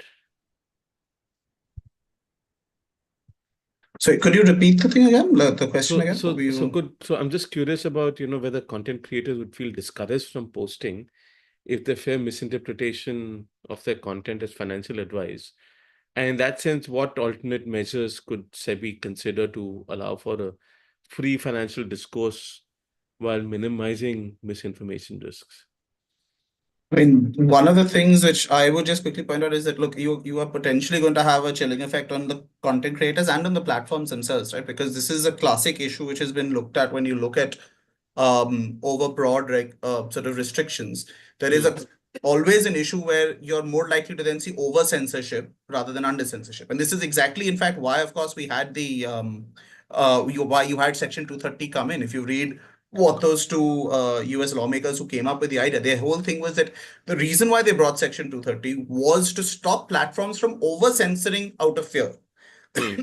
So I think that is a concern here, and I mean, I was going to ask the Mogna if she had a view on that. In fact, this is a case in India as well. I think in 2011 or something, Rishabh Dara had done this report on Safe Harbor, and how platforms were over censoring in India as well. I mean, the more you have these kind of slightly vaguer things, the platforms to protect themselves will also then have to do that. But I think, of course, one of the things here is if a platform decides it doesn't want to be a specified digital platform in the first place, would they then face any of these issues? I mean, it's a very weird way of how they've framed this regulation, right? So, I mean, I don't know. I mean, like as I said, but I mean, if we're looking at traditionally what has been a problem, I think you will have content creators being overcautious and you will have platforms being overcautious if you had these kind of things made, if you had these kind of restrictions or these kind of regulations being made to apply across the board. So I wanted to check with you, Vakasha, like, is it possible to sort of track Telegram and WhatsApp URLs what if people use short URLs, etc.? And secondly, from a technical perspective, what are the challenges of false positives and false negatives here? So see, look, I mean, we've been able to track links. I mean, ideally, what you do is you build your system to be able to kind of even go through a short link and be able to then get what it says. It is a little bit spotty. Sometimes it'll work, sometimes it won't. I mean, you can, I think, build that capability for sure. But again, there will be challenges with that, right?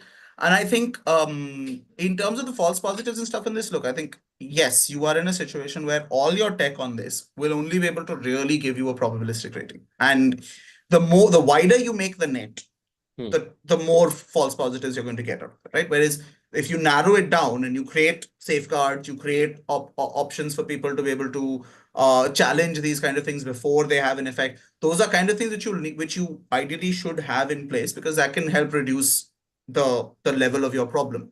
Because we've looked at this as an issue. It's a big issue which we're seeing even right now with like trying to tackle deepfakes, right? What you're seeing are these kind of attempts to do things where you're going to catch any video which has those features or anything which potentially is created using that tech, rather than looking for stuff which is a particular problem. So the wider that net is, I think, the wider the risk of those false positives and problems is going to be. Last tech-related question, Vakasha. What happens to screenshots and images, right? I can create a short URL or like a t.me link on an image and upload it. And so when it's a mix of text and image, where there might be a URL and an image, how feasible is it to be able to screen for that as well? You can build OCR capability into But models it's a which are going to mix, scan right? content. But it's a mix of text Even and image, right? I mean, you can still, again, we've seen some success in this, but it's a tricky one. Like, and it is definitely, and if you got the mix in a particular way, I'm sure it'll be tougher. Look, I don't have I don't have the sort of technical chops to answer that in more detail. As I said, we've seen some amount of success with being able to do OCR reading of text on images. That can be done, and that can be done on an AI ML system as well. But I mean, like, it is a big challenge, and it's again going to be, it'll raise so many issues with, you'll have people trying to finding more and more ways to get around those things. So every time you try to reach, you even come up with a solution which will allow you to be able to do that. You will constantly have people innovating to get around it. So I think you can, but of course, see, what I'd suggest is that if you're looking at this kind of issue, right, where people are posting these kind of images, what you can instead have, rather than trying to OCR read and find the text itself, if you find that these posts fit within a particular kind of pattern of behavior, that's what you could potentially do. So if you could say that, look, someone just posted a post. If someone is just posting images of particular kinds, and then you then cross-link that with their other posts and the people who they're sharing and the people who they're connected with, you could come up with sort of a TTP framework, a techniques, tactics, procedures framework, which you could try to identify using an AI/ML system. That's what you could do. But again, I mean, you have to spend a lot of time training these systems. You have to spend a lot of time sort of training them on the very specific ways Also in a lot which of people money. are doing this. Also a lot of money training them, right? Which is the thing. Now, of course, see, what you could do is I mean, not all platforms would be able to do that in-house, but then you have to find someone who's going to do that stuff in India with that understanding of the Indian market, who's going to be able to do all this. So, I mean, these things are doable using tech, but look, you are always going to be at a risk of, okay, how far along is that going to be? So you've got to find, I think you've got to have a situation where what you're looking for is stuff which is feasible. And a lot of these things can be done. But yeah, I mean, like, it has to be at a reasonable extent to a reasonable level to not be overbroad. I think that's very, very crucial. So I'm going to move to regulatory sort of overlap briefly, but Puneet wanted to understand, how do SEBI's influencer restrictions on here interact with MIB's authority over advertising and Ministry of Consumer Affairs' authority over influencers? Is there a risk of too many regulations over a same group of activities? And Yeah.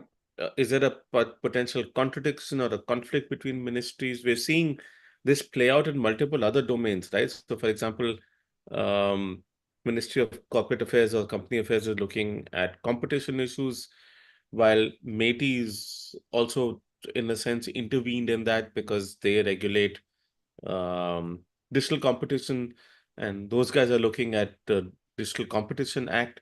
So we're seeing a lot of these overlaps taking place. How does this get resolved?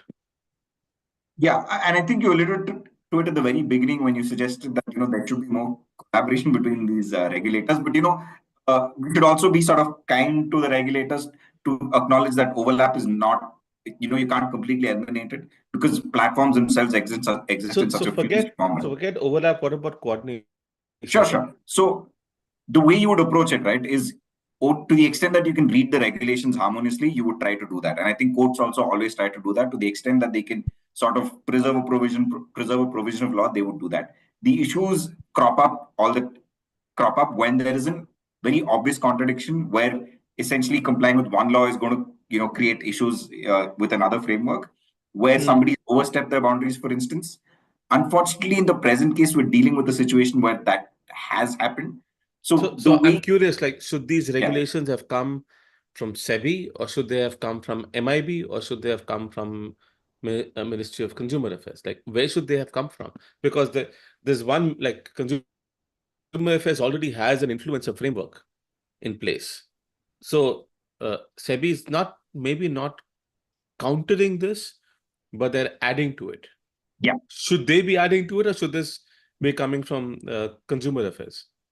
So strictly speaking, you can't rule out SEBI's role, right? At the end of the day, they Hmm. are the securities regulator. They have a role to play. No, but The this is also yeah, coming via advertising regulation. yes. So the question you have to ask is, where do you Which is step in? which is MIB then. So then should advertising regulation come from MIB? So that's Because the they're thing, not right? even regulating influencers, right? Consumer Affairs is regulating influencers. MIB is regulating advertising. SEBI is regulating advertising with influencers on platforms. So that's basically stepping into territory of MCA, MIB, and MATI all in one go. Yes. So in those sort of situations, what you want to do, as I said, SEBI role has a role to play, but the question is, what sort of a role is it? And no regulator is going to accept a diminished role, right? They do want to sort of legislate to the extent they can within their sort of Unless someone challenges, and then who's going to challenge SEBI here? Are influencers going to go and challenge SEBI in court? I mean, that's a different question. But to sort of get back to your question, what you want to do is make sure in this sort of situation that you narrowly tailor your regulation, right? Or maybe you issue circular. So, for instance, if you go back to the problem of UCC, right? Historically, it started in many ways because concerns were flagged by SEBI, concerns were flagged by the RBI. Finally, the DOT stepped in and regulated how commercial communication is sent over telephones. In a similar manner here, perhaps there could have been better collaboration between SEBI, the Consumer Affairs Ministry, and MATI. As I've said in the past, when it came to e-commerce regulation, also there's conflict between MATI and sort of DPIIT. When it comes to consumer protection regulation, also there's often conflict between what Consumer Affairs Ministry is doing and MATI is trying to do. What they've all managed to do, to a certain extent, I'm not saying it's a perfect solution, is sort of acknowledge the safe harbor protection that exists, right? Ensure that you're not completely disregarding frameworks that exist. There is a way to perhaps do this in a piecemeal way. And the Supreme Court has also laid down guidelines, right? If you look at the Try versus CCI case, the Supreme Court didn't completely overrule CCI's role, did not completely overrule Try's role. They also acknowledged, for instance, that we're looking at a telecom regulation issue. There will be some competition angle. If you look at a competition angle, there will be a telecom regulation issue. What they said clearly is that the regulators need to be clear that they are sticking to the areas that they are speaking to. So if there's a competition issue that's specific to a telecom issue, you need to sort of look at it from that lens. Unfortunately, in the present case, what we're dealing with here is, as I was saying, there's no clear case made out for why SEBI is doing this, particularly in the case of securities advertising regulation. That's such a specific and niche area. There is no case to have such broad powers. There's no case to have regulations that arguably have been working mostly for the last 10, 15 years in a manner that, I mean, I'm not saying it's great, but it has been working. And MATI is happy with it and the stakeholders are kind of happy with it. And every time there's an issue, there are circulars issued and there is sort of cooperation between the stakeholders, right? So there's no reason for why SEBI needs to sort of step out of that in such a sort of in such a manner that disregards existing frameworks. So perhaps they could have worked with consumer affairs to issue certain specific regulations. And you've seen, again, it's not the best example, but if you look at the intermediary guidelines, right, and you could question the legality of it, they did find a way to shoehorn MIB's concerns, and you're seeing that those same concerns may be reflected in the broadcasting bill. Whether the substance of it is correct or not, I will not comment on. But in terms of process, there certainly could have been some sort of collaboration or cooperation between the ministries along those lines. So I know this is slightly offbeat question, but would Reddit's India Street bets get shut down after this?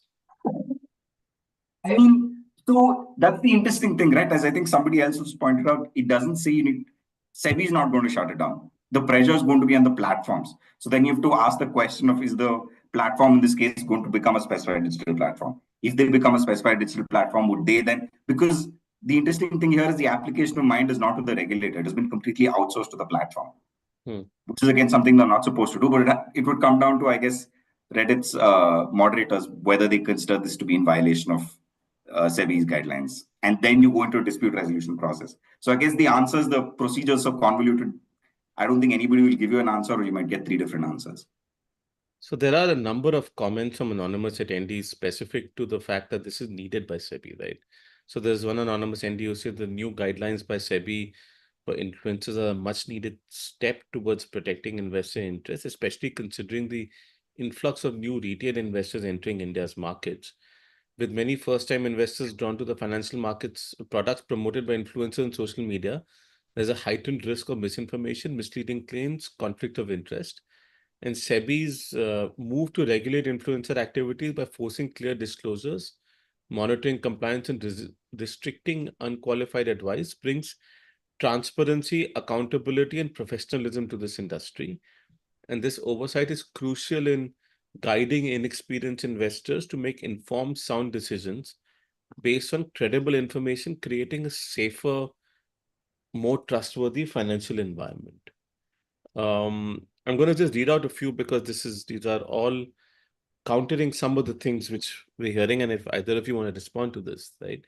So the assertion that platforms operate with an intent to protect users warrants scrutiny, particularly given their track record of permitting advertisements for high-risk ventures, including gambling apps, dubious Telegram channels, potentially fraudulent stock applications.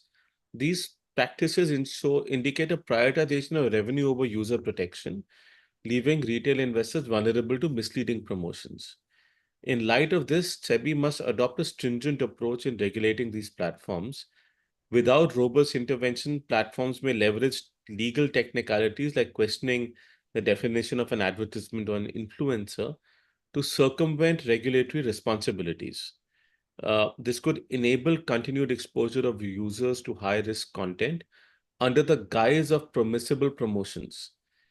Thus, to ensure genuine investor protection, SEBI's regulatory framework must preclude platforms from exploiting loopholes and hold them to the highest standards of accountability in managing financial content. Lastly,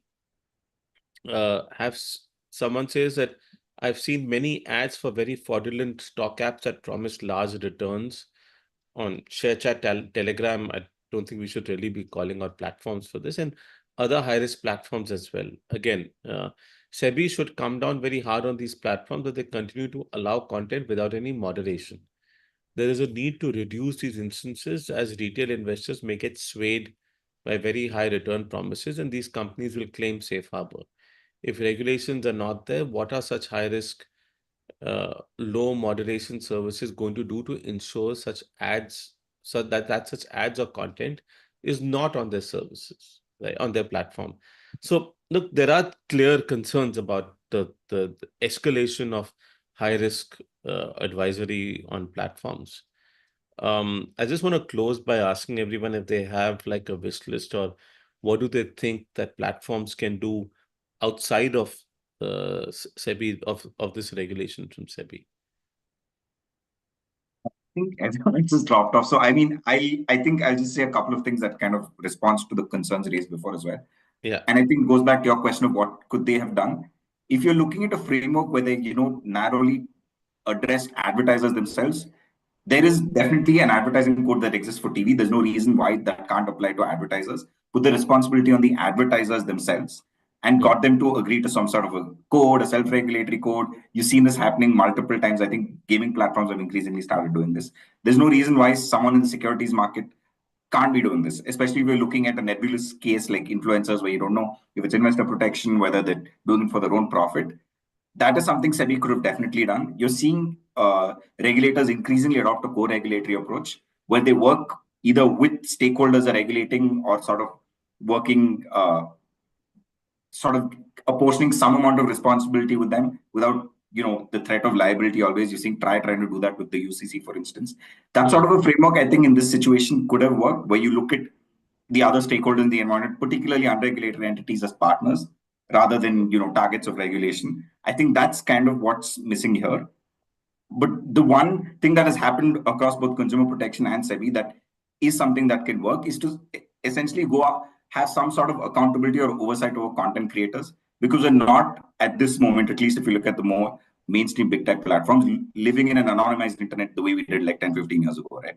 Identities can be traced down. And if there are bad actors, if there is enough evidence on platforms that these actors are, obviously committing a crime or obviously committing fraud, there are enough enforcement mechanism within frameworks for you to do that.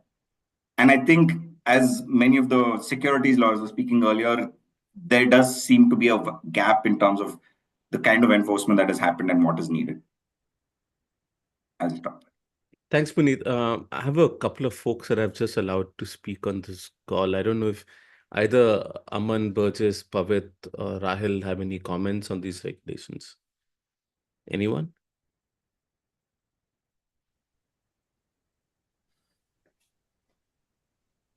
Hi, Nikhil. Hi, Aman. No, thanks for unmuting. It's been a good discussion. Is your question still on the wish list? Well, yes, it's on a wish list, but also, there are concerns very clearly, right? Yeah. As I read out. And it's not that SEBI's motives aren't wrong. Perhaps the method might be something that uh, people may not agree with. The intent is not a problem, right? And just curious about what should be the approach. Yeah, I don't think there is, and I agree with you that the motive isn't wrong, but the intent, I mean, the manner in which this gets done, I think essentially speaks to, very disjointed kind of coordination between the different people who are going to be looking at regulating content. And I think you highlighted that quite well, Nikhil, when you said, well, next is someone going to say, well, only registered doctors are able to give some kind of advice, and so on and so forth, right? Like, where does that stop, and at what point, how do you even go about compliance when if different regulators are going to set different timelines, are going to have different expectations from you in terms of, and even this, this reliance on, well, you will implement some kind of artificial intelligence solution to be able to do this, to make it happen in a easier way. I think that there are certainly concerns here, and I think what we really like to see is a lot more coordination between regulators, right? That to me is like the baseline that you'd like to see, where you're talking about ease of doing business, etc. And you're talking about a whole of government approach, well, is the government even talking to other arms of itself? Is what I'd like to see. Anyone else? Burgess? Hi, Nikhil. I didn't know I was going to speak. I'd rather be a little more. And just an option, thanks. I just thought I'd check in case you want to say something. Sure. No, I think what everyone agrees is that the intention is good. I think from comments and the fact that, people on Twitter, and I think there's a Mint journalist who's been aggressively pushing for this for some time now. There seems to be a broad requirement for this coming in from various folks across sectors. The question is how should SEBI do this better? And I think one of the things is that most platforms have not come out, I mean, I have not heard at least a good way of implementing this. Because what we have always seen in the last 10 years is once the government shows an intention to regulate, he's going to do it. The question is, how do you ensure that it does it better, smarter, nicer, user-friendly, company-friendly, whatever? And so if you were to don a platform hat, Burgess, you used to do that earlier.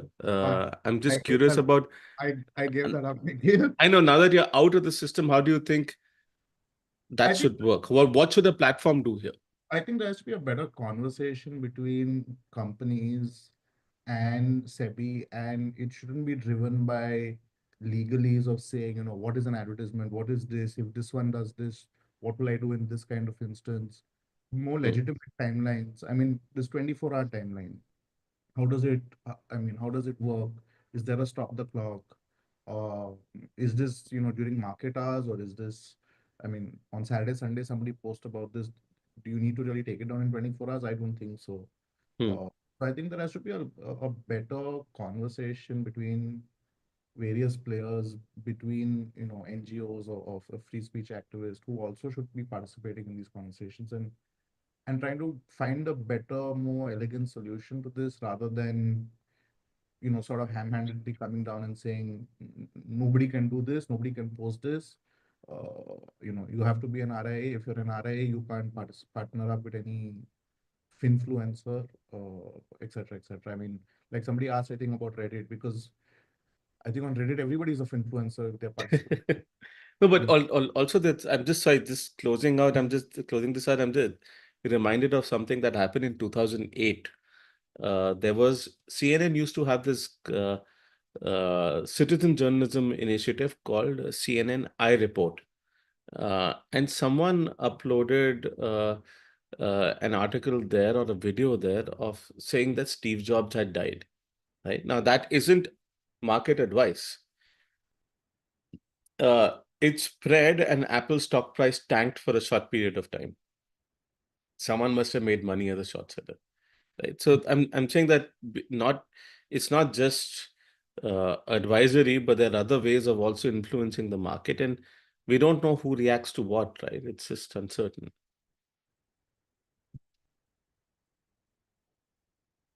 But thanks, Nikhil. Thanks for thanks. Thanks, Burgess. Thanks, everyone, for joining us today.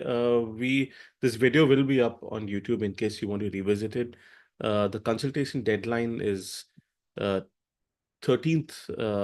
which is not very far off. And we hope you will take part in the consultation. We'll try and put something together to send it to them as well. Thanks, everyone. Garima, I'm sorry I forgot to come to you about this, but would you have any comments?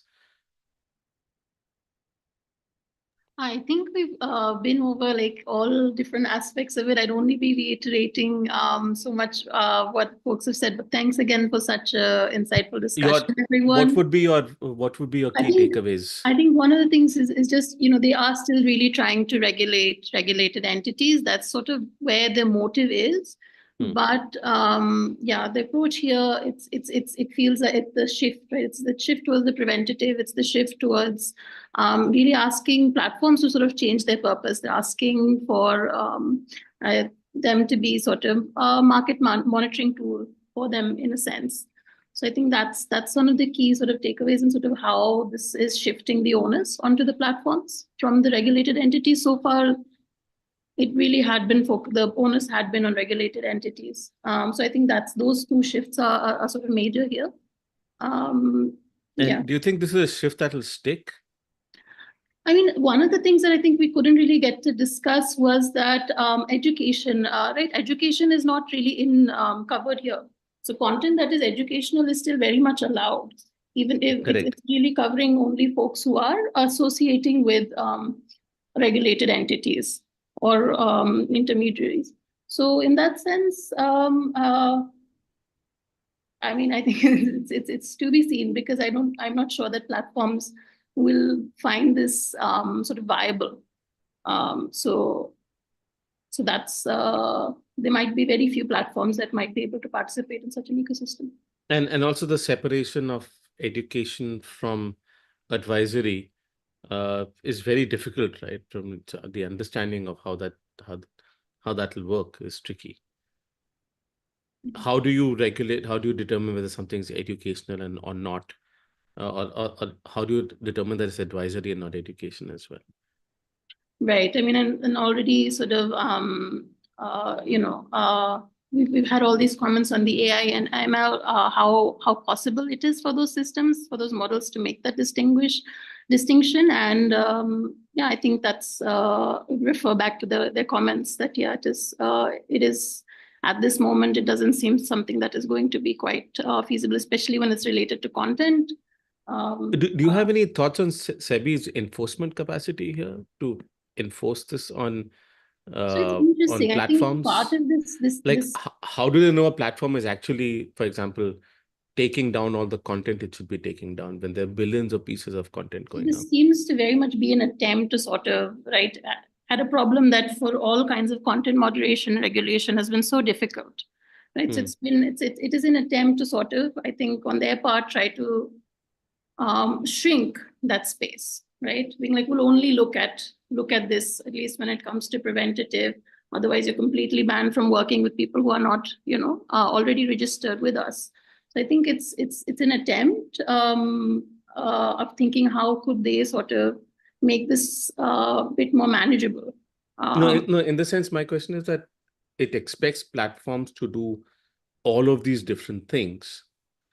How can it even monitor that the platforms are doing those things? Right. I mean, I'll go back to the comment where somebody had brought up the standards. What are the standards that are expected? And that there is still so much, I think, discussion to be had. I think this is sort of like a first sort of attempt, and there's a lot more discussion needed to understand how anything like that, how that is even possible. right? Because there's a lot of information that they're expecting platforms to share with them.